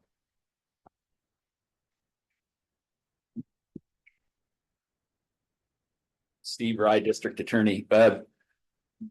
It would be okay to table it to allow it to go to the cab. However, that's not a requirement of the code, so the applicant would have to agree to that, I believe. And so I don't know if the applicant's online or not. I don't see that I can call. So if we want to trail this matter, we can bring it back. I just want to make sure all our options, I don't even know if we're going that direction. Okay. Because we'll have to vote as a board. I would agree with Commissioner Keller. It is unfortunate though that their cab was canceled. So if you want to. We'll take a recess from this item. And then. Just from this item, we'll continue to move on and we'll come back. I think I have to have a vote to recess this item? Move to recess this item. And I'll second that. Those in favor of that? Aye. Aye. Okay, we'll go to number 13A for possible action to approve an ordinance amending Lyon County Development Code Title 15, Chapter 239, Section 1, and Section 5, thereby adopting the 2024 IFC building codes and the 2024 Northern Nevada amendments to the 2024 IFC. Community Director Gavin Henderson. And we do have late backup on this, so that's what's before us. Mr. Henderson. Thank you, Chair. Gavin Henderson, Lyon County Community Development Director for the record. So today's item is the adoption of the updated fire codes, the 2024. We label them as the AFC, but that is the International Fire Code, and then the Northern Nevada amendments to the International Fire Code. Next slide. So just briefly, why update? So the purpose of this update is twofold. First, it ensures the county remains compliant with the requirements of NAC 477, specifically 477.740, which we'll touch on later in the presentation. And then second, it maintains consistency and compatibility of the fire codes currently and in the future to be adopted and enforced by our local fire protection districts. Fire codes are not static documents, kind of like the building code process. They're regularly updated to reflect advancements in construction methods, involving building materials and improved fire and life safety standards. Adopting the most current version allows the county to keep pace with those changes and apply modern and nationally recognized safety practices. Ultimately, this action supports health, safety, and general welfare of residents, visitors, and businesses throughout the county by providing a clear, consistent, up-to-date framework for those standards. Chair Keller from it. So on these, I know I've had chats with developers and contractors, and they're like, why are we adopting this and that? Is this something that we really have a choice on? So technically, the fire protection districts apply their own codes and standards. This is just, like I said, making those standards compatible. Like Central Lyon, for instance, just adopted the 2024 codes, the amendments, and they also have their own local amendments that are specific to Central Lyon. We, as the county, don't review plans for fire safety. So this is more or less a formality, I guess. Right. I just think anytime that we're given something and we really don't have a say or a choice, if it's mandated or whatever, just saying that right up front would be great. And that way, because otherwise, like, why are we trying to act like the big boys? We're still a rural community. It's like, well, it's because we have to adopt. Yeah, and NAC 477-740 is a state fire marshal code. In that they did adopt the 2024 codes as well. Those are coming into effect within the first 2 weeks of January. And within that section, I mean, we can go to that side. We want to just skip right to it. And basically it says, for those areas in the county that are outside of the fire protection district's jurisdiction, so very isolated pockets, but they do exist. The state fire marshal is required to review those plans if there is no interlocal agreement with the local fire protection districts. So they adopted the 2024 code, so those plans would have to meet those regulations as well. And I think we can keep going right here. So this is NAC summary, just basically spells out what this NAC says. Highlighted in red is what specifically I'm talking about. So it applies for publicly accessible buildings, excluding single family detached homes. And then again, only occurs if no agreement exists within the local fire authority or review is specifically requested by the building owner or local authority. So technically, the applicant for the building can specifically request the state fire marshal to review those plans, and they would have to be to the 2024 codes. What's the turnaround when they ask for that review?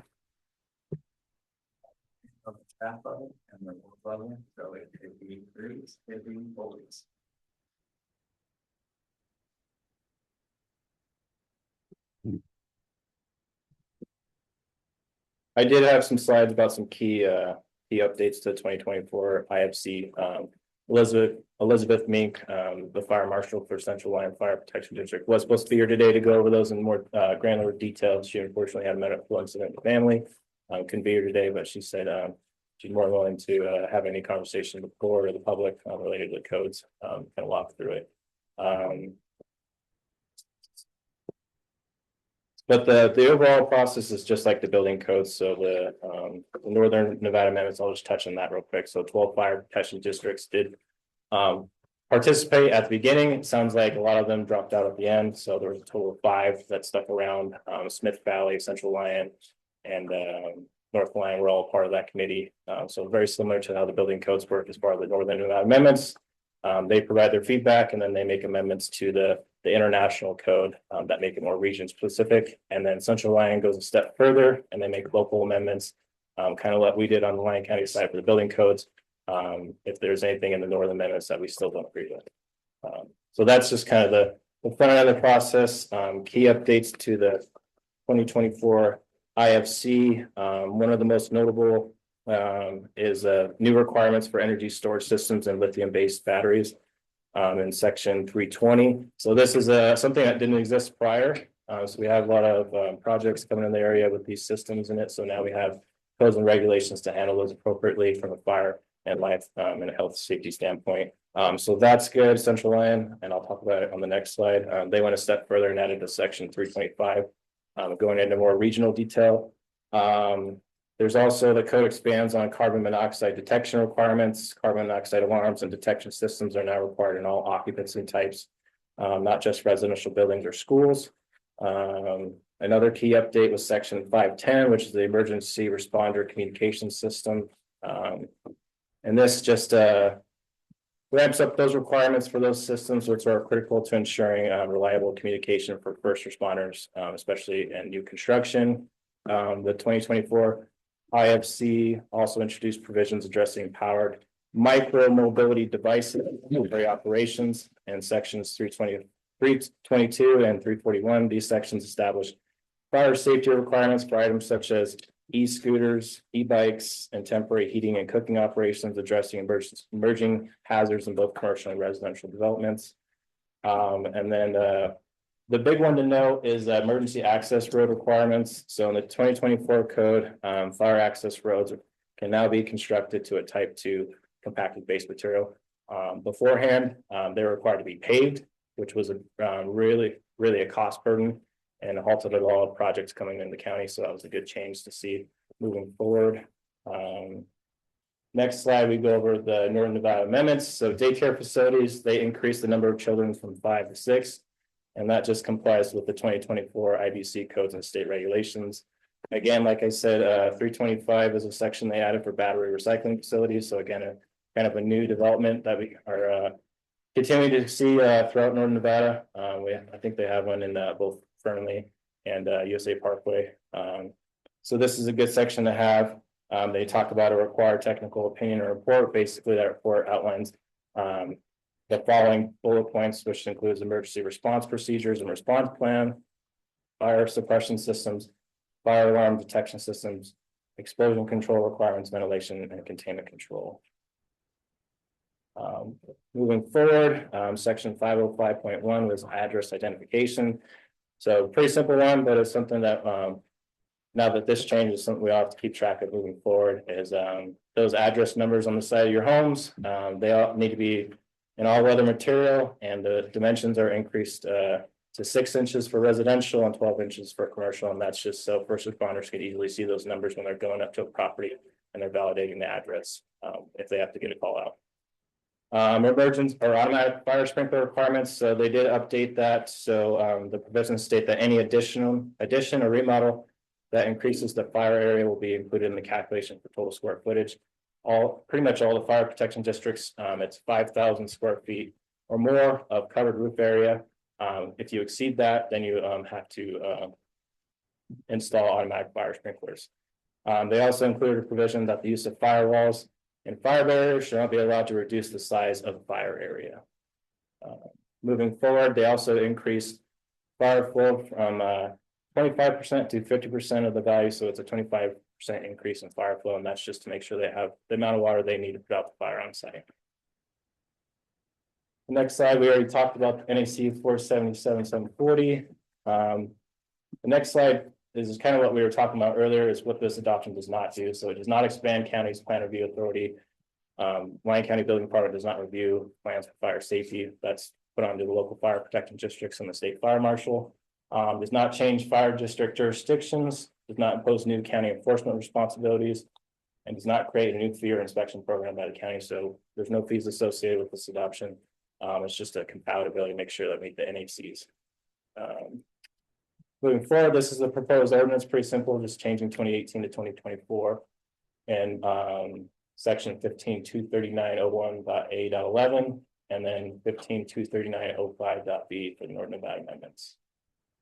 And then this is the recommended motion. And then, of course, Ray and I are available if the board has any further questions. And I believe Elizabeth will be found being here if this does move forward today. Thank you. Do we have any questions? Go ahead, Mr. Castanelli. Thanks for the presentation. I was curious, isn't the IFC due to be modified in the coming year, 2026? So it's on a 3-year code cycle, just like the building code. 3 years, okay. Yeah, so they That was a updated 2-year. 2027, and then just like Lyon County does with the building codes, usually jurisdictions adopt it up the 6-year cycle, because it's enough time to gather enough information to make sure that they're making all the required changes appropriately. Thanks. Any other questions? I have a couple of comments. For one thing, this isn't addressed to you. I'd have Elizabeth Mink stand there and not you. So please don't take this as that. But I definitely don't like to feel like a pass-through board. It's not like, we get the backup the night before we're supposed to make a decision. And when I go through this, I noticed you didn't hit on like section 112, means of appeals. They struck all means of appeals out and didn't put any other means of appeals back in. I mean, that to me is a red flag that I'd have a question about. Okay. Address identification, I'd like a little more detail about that because we live in a rural area, and is that on the fence or is that on the house?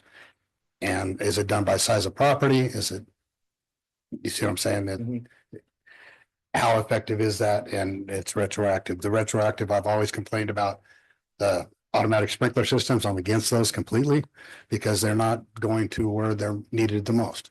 If you have a beautiful 5,000 square foot home, you're probably not hooked up to a water system. So therefore your fire flows and everything else, and you have plenty of room, a lot of access to get out. To me, it makes more sense to have an automatic sprinkler system in a single wide mobile home that's going to burn up in 3 minutes. So to me, that makes more sense. So to me, it's an overreach, especially in a rural area. I don't like the pass through part of this at all. What happens if we do approve it? This does become part of our code. If it's not approved today, then they can bring it back and we could either bring it back if the board chooses to stay with the 2018 codes. Like I said, the central line would still impose what they've adopted, which is the 2024 codes. I'd really like to read a little bit more of what they presented with us last night. Yeah. To me, it just makes, because right away when I saw that there's no way for you to appeal that's a dictatorship to me. That's not a, as a contractor, I would like to go, wait a second, where do I go? Yeah. And I don't want to take the blame as a county commissioner of what they did. So I would, I'd like to make, if it's all right with the board, I'd like to make a motion to table this to a future meeting.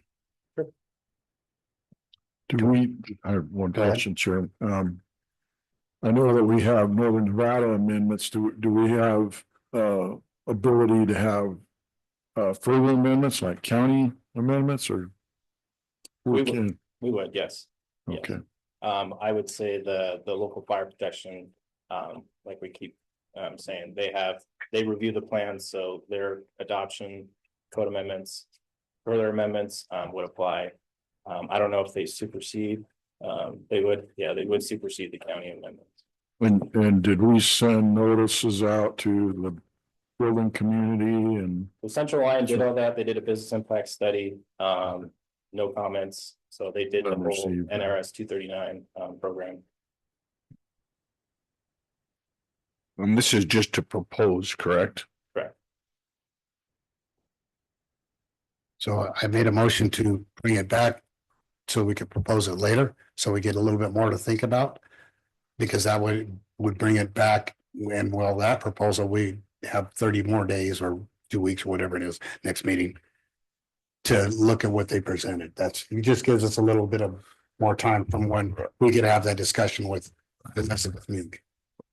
Right.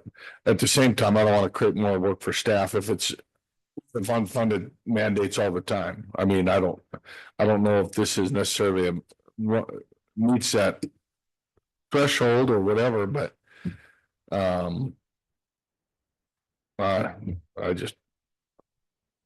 don't want staff burning time. I don't know if this will, by tabling it. No, it sounds like you just want the right representative and ask the right question.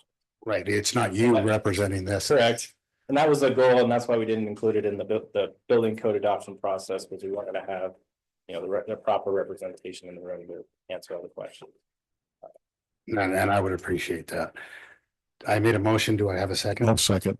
We have a motion by Commissioner Keller, second by Commissioner Casanelli. Those in favor say aye. Aye. Those against? Nay.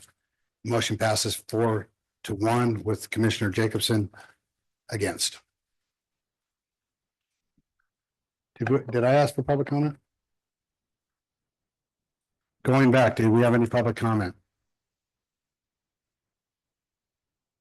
Seeing none in the room and none online, it wouldn't change the vote then. Moving on to the next agenda item.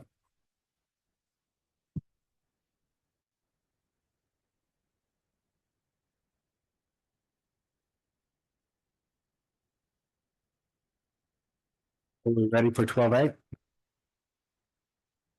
We'll bring back item 12A.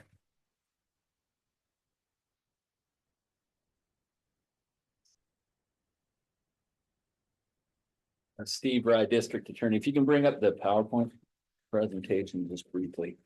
So Ms. Nash did have a chance to talk to the applicant. They are agreeable to a continuance of this matter, if that's the board's direction. I did want to just bring up a couple points on this before you make a decision, and this part of this was covered by Lisa in her presentation. But this abandonment is sort of a requirement of the tentative map, which this board has approved. And the tentative map, implicit at least, is that the easements that interfere with those lots on the tentative map need to be abandoned. There's going to be some changes in the process that the county's using, but the only way to abandon those at this point is with this public hearing. And so one reason items like this typically do not go to the cabs is there's really not a lot of discretion as to what can happen. And so when you look at this map here, you can see the tentative map, and in yellow are the easements that are before you today. And so there's not any real options at this point going forward. Gavin and Lisa are going to try to change this process so this is cleaned up at the time of the tentative map. But that's not happening, and you've seen a few of these come before you. But in any event, this has to happen in order for them to carry out what this board has already approved as the tentative map. And so you can send it to the cab for their comments, but in reality, there's not a lot that will change with comments from the cab. The second thing is what these public easements are access to the infiltration well, and Sean and Kishore could probably explain better, but they're not used right now, I don't believe, for that purpose. And there's a separate 100-foot easement that they use to access that infiltration well, which is shown on the left side of this slide. And so sometimes when it says public access, the impression is that anybody can use this. That is not what this is. These were utility easements to access the parcels on private property. They were not like public access easements for people to go to the river or do something else. And so maybe Lisa wants to explain a little bit more about that, but I just want to clarify that before the board made a decision. We can answer any questions. Again, Lisa did talk to the applicant. They are agreeable to a continuance. If you want to send it to the cab, and we would have it back before you, hopefully the second meeting in January. Commissioner Hendricks. Yeah, did the cab see this in the tentative map process? Were they involved in that? It was back in 2021, so I don't know, and I can look at for that. They should have. Tentative subdivision maps have always been there, but a little bit before my time, so I'm not sure. And these easements were shown to be abandoned on that? No, there's the problem. Okay. They should have been, and so it's like Mr. I said, we are trying very hard now to make sure that when we have tentative maps come before you, that they look at anything that needs to be abandoned, because it can be heard as part of it. Mm-hmm. We just cannot do an access abandonment without a hearing. Thank you. Any other questions or comments? I would like to, because after listening to Mr. Rye, I don't know if there'd be any benefit to postpone this, because it would still come back the same way. But I would like to see someone go to the advisory board and let them put it on their agenda and give an explanation of what happened, maybe to help you, so you don't have to, so the cab doesn't have to try and explain this process. So if that can all be arranged somehow, I'd appreciate it. But I don't see how postponing it at this time would change the fact. Lisa Nash, Senior Planner. I do agree with that statement, and I believe the applicant would be willing, and I can be either available on Zoom or in person to discuss the impacts or what this actually means. I think the applicant would be willing to do that. But not required. And I'm also willing to participate in the cab as well. Again, we're not trying to circumvent the cab. We want them and their involvement. But in this particular item, it may not be of much benefit to this board. With that discussion, is there any public comment? He says may or may not is ambiguous. We brought it back. I'm getting that. May or may not. Russell Herrick here on 365 Comstock. May or may not. We would just like the opportunity to decide that also and go through the process. That's what we're trying to do based on your conversation at that meeting, man. You guys are in or you're out, and we're trying to be in, and we're trying to follow the rules as you've been helped us to come to understand.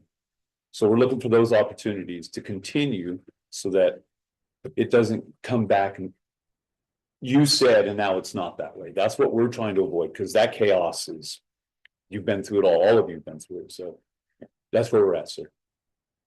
Thank you. There's no other public comment, so we'll bring it back to the board for a motion.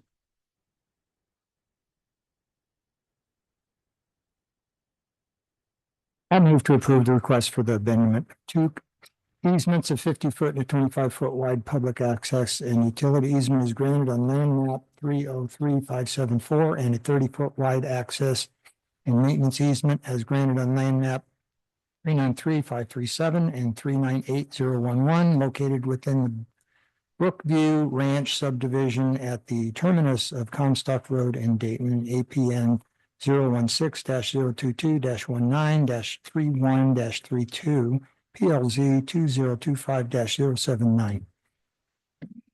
Second. Second. Motion by Commissioner Hockenday, second by Commissioner Hendricks. Those in favor say aye. Aye. Aye. Those against? Motion passes 5-0, and I do appreciate the people stepped up and said that they're going to the advisory board and help them out. And I do appreciate your concerns, Russ. Thank you, commissioners. I will work with the applicant, and staff will be there as well.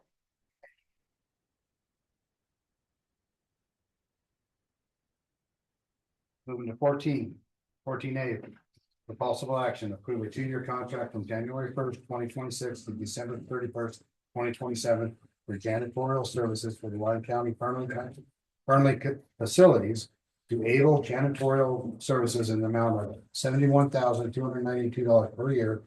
Of the 3 bids received, Able Janitorial Services was the lowest bid. Facility Director of Homestead. Doug Homestead, Facility Director for record. We'll have to bid on this because we decided to go 2-year contract. It's a little easier. Because end up, this guy's contract expired a year and a half ago. And being our building, we changed the size of the building over there now, so it's gonna be a bigger building.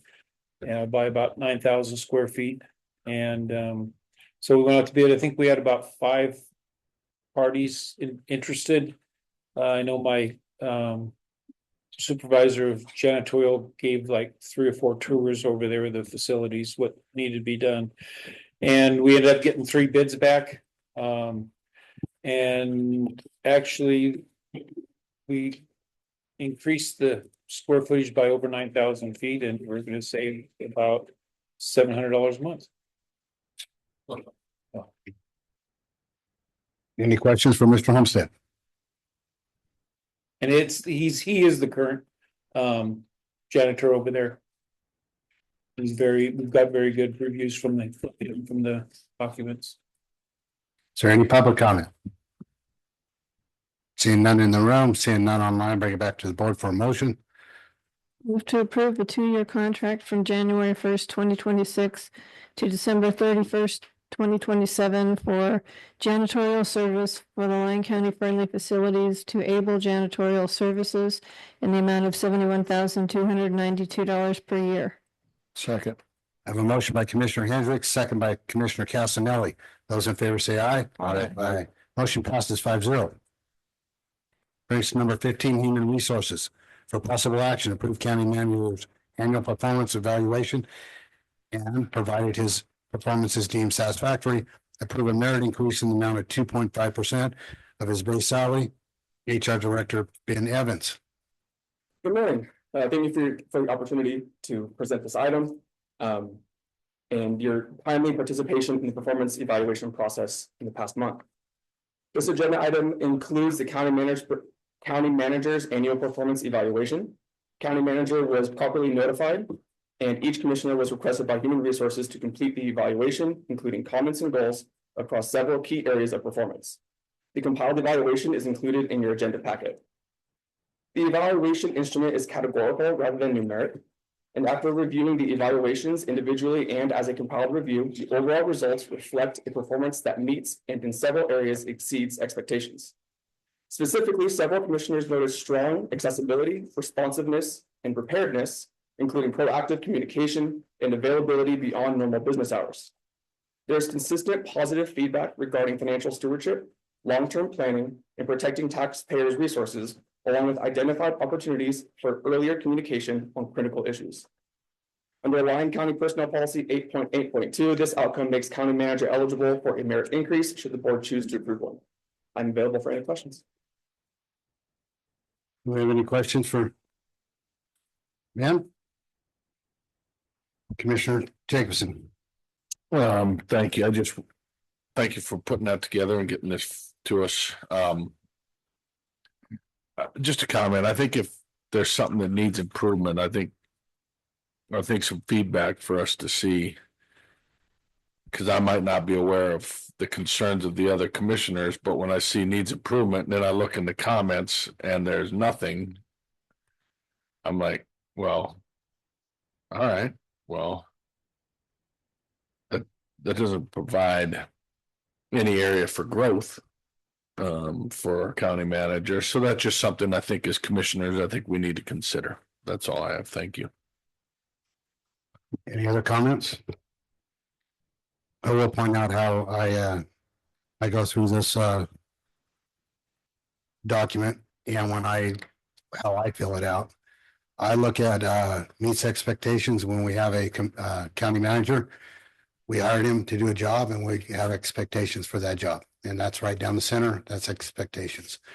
When you step outside that, the expectations could be over time, because for one, if he's new on the job or he's got 10 years in, expectations will change. So when I go to exceeds expectations, I take into that effect of what his knowledge is and where he stepped above what I consider as part of his job. Okay. So if he's exceeding, he steps into, say, a emergency situation, legislative something, something that he hasn't came before, like right now, I can see data centers and some of the liability on those actions that, contracts that he hasn't had before because this county hasn't had it before. So that would be something that might be exceeding. But once he exceeds, then I expect him to know that. And so that comes out of that column for the next year because now he knows that. Needs improvement. That's where I think that he can challenge himself as a county manager and he can apply himself to that area. And sometimes it isn't on this. I'm just bringing it to his attention and I might have that personal conversation with him about how I feel. Maybe it's not, it's a personal thing that I think that it will help him to become a better manager. So that's how I fill it out. So sometimes you don't get all the comments. There is some certainly that I did put in, but some of it might be to him directly where I think he can improve his profession. That's what I have to say. Any other comments?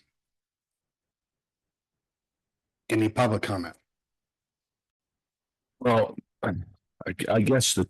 Let me finish public comment. Oh. I'll bring it back. Any public comment online?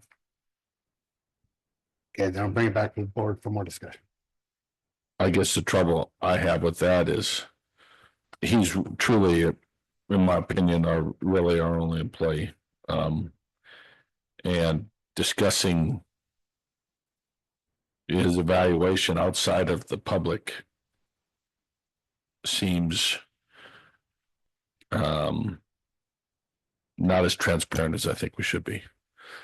So if we're having discussions with our county manager on areas to improve, are we circumventing the public process? So that's where I'm going with that. And I wouldn't be circumventing it. Some of it is personal. Maybe it's how he speaks before us. And maybe I could say, and I don't want that to be, I don't want to raise that red flag that some people in the public know certain things that maybe you can improve on in your speaking ability or something like that, or presenting something. And to me, that is a personal thing that I would bring to him. I'm just trying to make him a better county manager. That's all. Any other public comment? I mean, board comment. If not, I'll entertain a motion. Move to approve the county manager's annual performance evaluation. And provided his performance is deemed satisfactory, which it is, approve a merit increase in the amount of 2.5% of his base salary. Second. Josh Fuller, Lyon County Council, if I could get you just to add on his anniversary date. To that On motion. his anniversary date. Thank you. My second still stands. So a motion by Commissioner Hendricks, second by Commissioner Jacobson. And I do want to, after this, I'll go to the vote and then I want to have a comment. Those in favor say aye. Aye. Aye. Motion passes 5-0. So I had this conversation during the review process about getting the dates straight on the documents. So if we can get that, because my board packet came out with it, appraisal fiscal year 2026 when it should be year ending 2025. Yes, sir. So the review period is during from the last anniversary date to current. And that's just a notation that Amanda and I are using in Human Resources Office to track that there's been a review done each year. So it's just saying that the review was conducted during the fiscal year 26. Moving forward, we will update the documents to reflect the actual evaluation period rather than the date or the fiscal year that the evaluation was conducted in. Yeah, because we're not even into 26 yet. Correct, but we are in the 25-26 fiscal year, and that's how we're, yeah. Yeah, so I don't want to, his evaluation ends for 2025. Yes, sir. Thank you. It's all, that's my only comment. Yes, sir. Okay. 15B for possible action, approve a 4-year employment agreement with Andrew Haskin to serve as county manager, HR Ben Evans. Hello again. This agenda item is the review and consideration of the proposed county manager employment contract.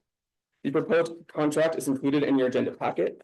And compared to the current contract, the proposed agreement extends the term from 3 years to 4 years and adjusts the severance provision from 6 months to 9 months in the event of termination without cause. The proposed starting base salary is set at $226,980.54 as an employee-employer PERS contribution rate. That figure is structured along with the 2.5% merit increase that was just approved by the board. For additional context, we reviewed county manager contracts from similarly sized Nevada counties.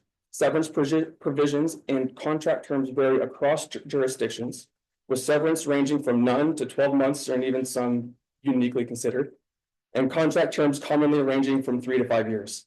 The proposed contract term fall within the observed ranges and within the ICMA standards. I'm here for any questions if you have any. Any questions from the board? I did have a question. Why do we go from 6 to 9? That was a proposal in the contract. The ICMA did a study in 2018 that recommended anywhere from 6 to 12 months for severance for termination without cause. And in the review of other county contracts, that I've seen upwards of 12 months. There was even one county that recommended 1 year per 1 month per year served in that role with no cap, and with actually a 15% merit increase during that time as well. So it really just depends on the contract and the commission decision. Okay, well, I've seen some pretty bad contracts out there, so Yes, sir. using them as examples isn't actually a great thing. Also, I didn't see anything in there that said that if he became employed after he's terminated, that that goes away, so he gets the kind of double dip. Am I correct in that? Severance packages are unique where it's an agreement between the current employer and it does not reflect any So what I'm getting at this is this is nothing against our county manager, I'm talking contracts. Okay, so if any contract, if you're leaving a position here and to go to another county in that same position, then between the two, is there PERS or anything that isn't in conflict? Okay, I just want to make sure. Okay, those are my questions. Would resignation be with cause? No, I do not believe so. There's a term in the contract for termination by resignation, and I do not believe there was a severance clause within that time.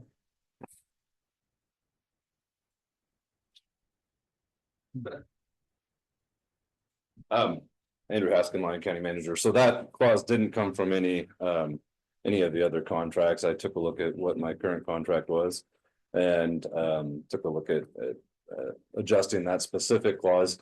I have no intention of going to another county and becoming a county manager somewhere else. So if that clause only comes into effect if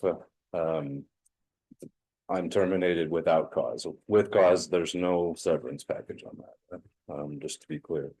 So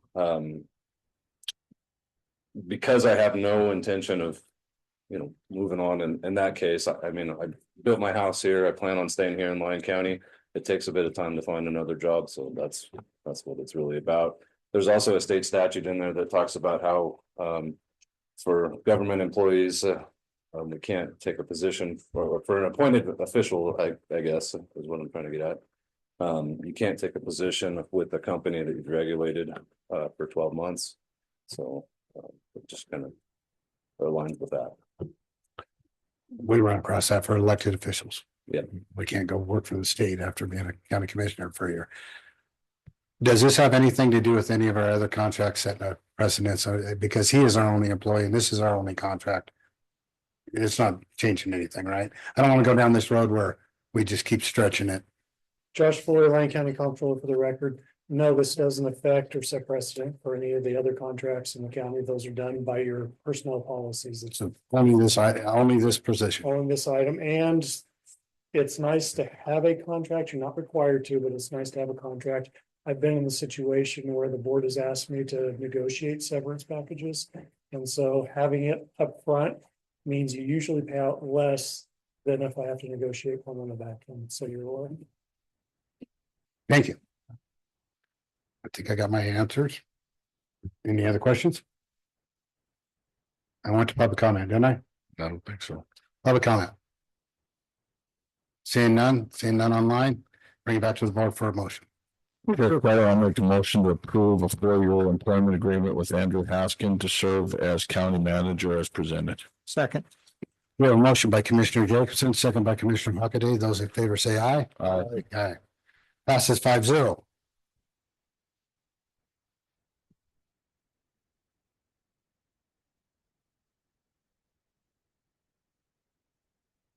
Answer can go like that.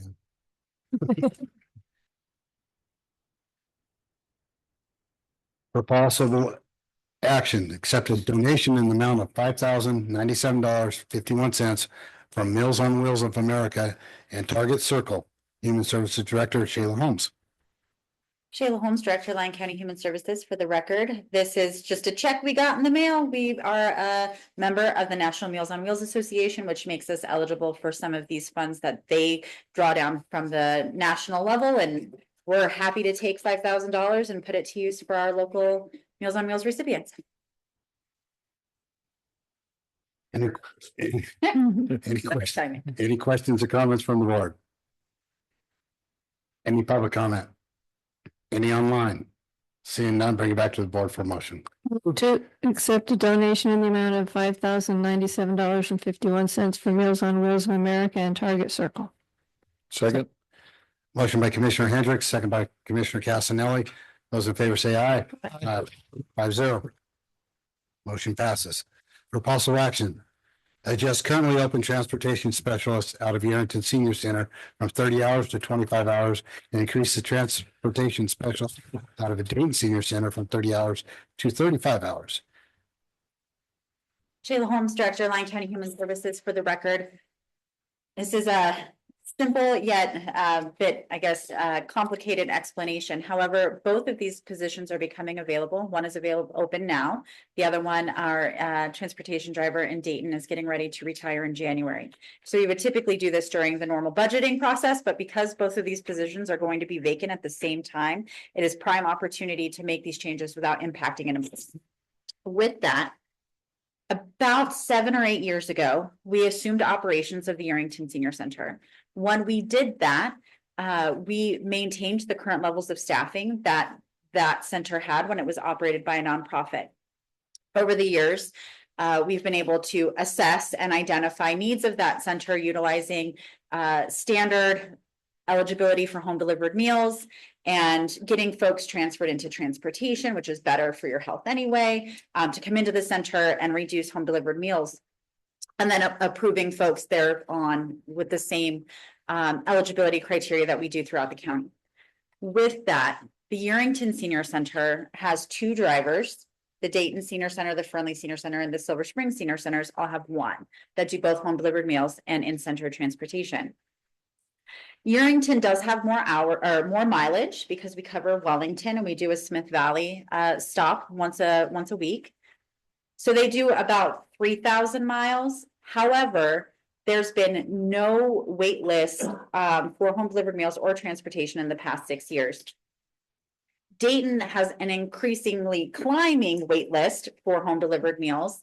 And right now, what we've done is we added a second home delivered meal route with the same driver, but they just do a once a week hot and then 7 frozens. And we are able to bring on 10 additional clients doing it that way. It's not the full program, but it still allows for some of the components. With that, we still have 29 individuals or 22 stops on a wait list in Dayton. So that's been maintained as far as that wait list number between 20 and 40 for the last 3 years. So it's just a great opportunity for us to reduce hours out of one and increase hours in the other to better serve all of the community members across the county. So, Commissioner Keller, if I may, so I think that's on. So these people that are on wait list, can they come in and get the food or they are not eligible? No, so home delivered meals is a tricky program like that. So for one, you're only eligible for home delivered meals if you have a qualifying condition that prevents you from coming in center. So typically you have a compromised immune system, you're a safety risk because of dementia or high fall risk, something like that. So we have to go out and assess and identify that you're eligible for home delivered meals to begin with. So typically those folks are requesting home delivered meals because there is a significant reason that prevents them from coming in center. If we go out and assess and identify that we can transport you in, we'd rather do that. And then you're not eligible for home delivered meals. You're eligible for transportation in, and we'll get you on the transportation bus because it's also healthier for you to come in and be social and engage in your community at the center and get the same meal. So you can't do a takeout meal from the center because of foodborne illness situation there. We have to make sure that it's served hot, that it's appropriate. When we allow for takeout, that increases the risk of foodborne illness. And in that population, that's could be deadly, where you or I have some food that is no longer in the right temperature. We might be okay, but the older you get, the more at risk you are to actually die from that. So that is a program rule that you can't take hot food out of the center for personal use. We deliver it in a truck that's got an oven attached to it and a cold side attached to it. So we know when we deliver it, we're delivering it at the right temperature. So another really long explanation for no. You have to be either eligible for home delivered meals, which means you can't come in because you've got something going on personally, or you can come in and then you're not on the wait list. Right. I guess I see that with the cooked meals, but the frozen meals, I would think that if there's food and there's the ability to pick it up, it just. That's where we're delivering frozen meals to the majority of the folks that we can. But if you're able to come out to the center to get frozen meals, then you would be able to. Well, okay, so I guess there's our disconnect. So what I'm hearing is if you're on the wait list, I'm hearing that they're eligible, they're just not being served. Correct. So you're saying the wait list maybe they are not eligible. No. And not being served. No, a wait list is eligible, not being served.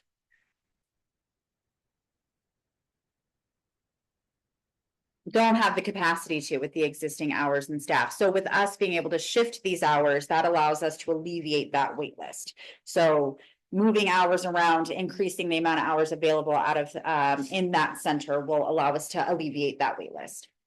And just for information, yeah, we also have a wait list in Fernley, but we just don't have a mechanism to increase the capacity out there at this point in time.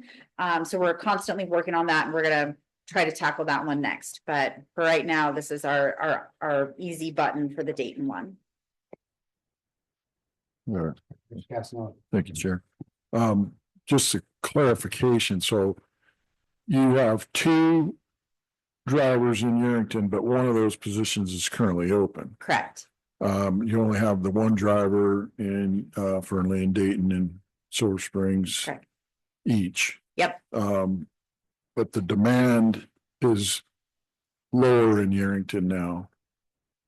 Correct? It is necessarily lower. It's just that we've been taking it over from the nonprofit and maintaining those staffing levels, and then us taking it over and being able to make it a little bit more efficient and get folks off of home delivered meals that should have been coming in center, doing that transportation piece, and having a more efficient process. We're not maximizing the hours that are allocated out there.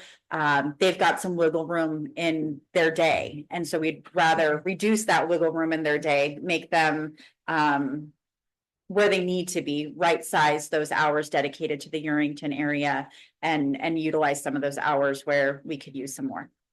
Well, I'm just wondering if it makes more sense rather than having an open position in Yerington, moving that open position to, Fernley or Dayton, where they're struggling to already have the wait list. I don't know, does that make sense or? It does, and right now Yerington still has a greater need for about a 1.5, which is what we're trying to get it to, a 1.5 FTE, because of the mileage. Hmm. The Yerington Center covers so much more mileage than the other three centers.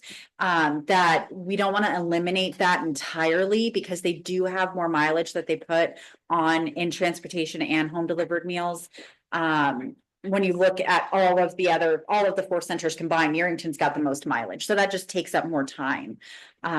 So it doesn't make sense for us to eliminate entirely. We will be reassessing during budget season if there's any other amounts coming down out of all of them to try to increase some in Fernley, but with these two positions being open at this perfect moment in time, it just made sense for us to try to make this shift now, so no other staff are impacted during it. And I know you gave us this information in your last report, but the total meals that they're delivering county, there's a lot. I don't remember. It is a lot. I want to say it's like 60,000. I'm not as good as numbers at Josh. He would like know that. But I want to say it's like 60,000 across the county. Okay, thanks. And that's not 60,000 people, clearly. That's 60,000 meals. Meals, yeah. Any other comment from the board? Seeing none, I'll go to public comment. I'll make a motion to adjust open transparent transportation specialist out of Yerington Senior Center to from 30 hours to 25 and increase the transportation specialist out of Dayton Senior Center from 30 to 35 hours. Second. Motion by Commissioner Jacobson, second by Commissioner Hockaday. Those in favor say aye. Aye. Motion passes 5-0. Chuck Keller, can we take like a really quick 2-minute break? Take a 3-minute break. We'll come back at 7:30.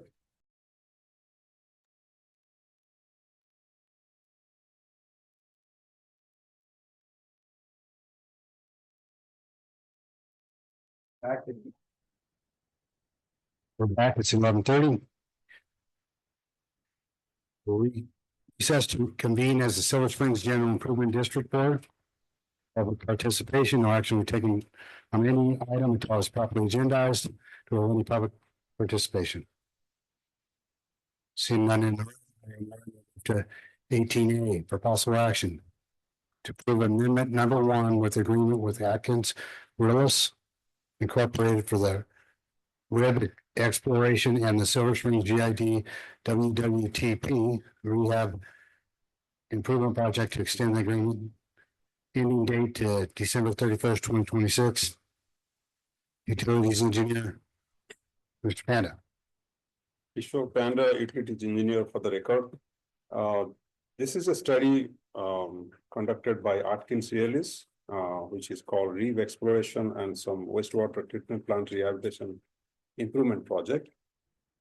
This project is funded by the ARPA grant, which started last year, June 2024. It has 4 components. So far, engineer has completed 2 of the tasks.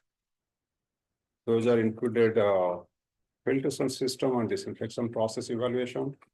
2 other tasks which need some field study, which we couldn't finish in the last more than a year because of some field logistic has to be sorted out.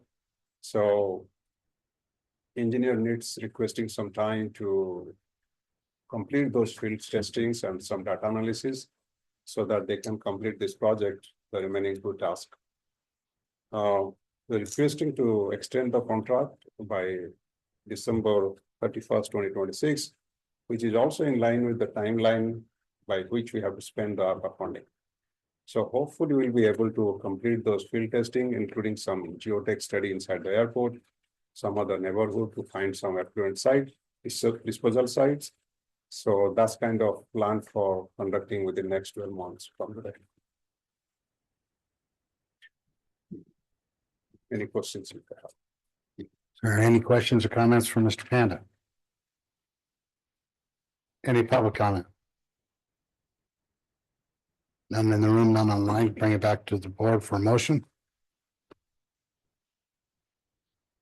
Move to approve amendment number 1 to the agreement with Atkins Realis Inc. for the RIB exploration and SSGID WWTP rehab improvement project to extend the agreement ending date to December 31st, 2026.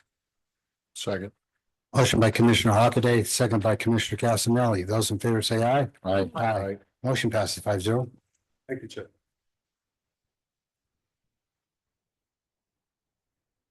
Bringing us back to public participation. Is there any public participation? None in the room, none online. We move on to board appointments for possible action. Return to reconvene as Lyon County Board of County Commissioners. Board appointments. For possible action, appoint up to 3 members to the Smith Valley Advisory Board with 1 term expiring December 31st, 2026, and 2 terms expiring December 31st, 2027. Smith Valley. Good morning. The reason this is, sorry, for the record. The reason this is back on the agenda at this meeting is at the last meeting, it was originally written to appoint 4 members with all the same expiration date. However, one of the members is resigning at the end of this month. So one of these people would be assuming that term, and then the other 2 would be renewing their terms. If I'm not mistaken. So are we just changing their terms? Did we appoint them last month? They were all appointed at the last meeting with the same expiration date, when in fact, one of them needs to assume the resigning member's term. So they're already appointed. We're just changing their terms. Exactly. That is correct. How it's agendized, so. I mean, I have obviously no, if we appointed them last time, so. Andrew Haskin, Lyon County Manager, so I thought it would be cleaner if we just basically did a redo of what was done previously, so I think that it would, but I guess I'd have to defer to the district attorney just to make sure. Let me check real quick. So I think the only thing is one person's getting a short straw because we already appointed the other ones for our term. And it's already been discussed with the board too. Yeah, So we're good with the board is good with the change. We just have to shrink somebody's term. Right. It's a taking. Do we need that person's name specified? I'll make it. You're gonna do it. If I do it, yeah, I'll just take care of that. Look this way.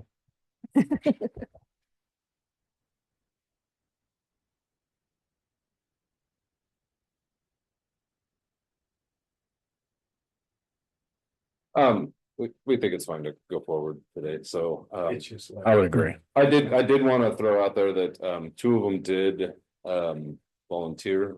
I don't. Carrie Kidder and Mark Phillips both volunteered to take the term of Mr. Turner, who's resigning. And his term ends the 2026. Yes, correct. Well, since this is Smith Valley, I'll turn to Commissioner Hockaday if he has a motion. Yeah, and as we said, both Terry Kidder and Mark Phillips, they both volunteered to take the short end of the term here. So at this point, I can go ahead and say we'll appoint up to 3 members of the Smith Valley Advisory Board with 1 term expiring December 31st, 2026, which would be Mark Phillips. And the other 2 terms would be expiring December 31st, 2027, which would be Carrie Kidder and Joanne Lawson. Have a second? Second. We have a motion by Commissioner Hockaday, second by Commissioner Casanelli. Those in favor say aye. Aye. Motion passes 5-0. Brings us to agenda requests. I'll start out from my left with Commissioner Jacobson. I have none at this time. Commissioner Chair. Hendricks. Yeah, I with everything that we've got going on in Mason Valley, I wanted to see if we could get an agenda item move forward to see about reestablishing the Mason Valley Advisory Board.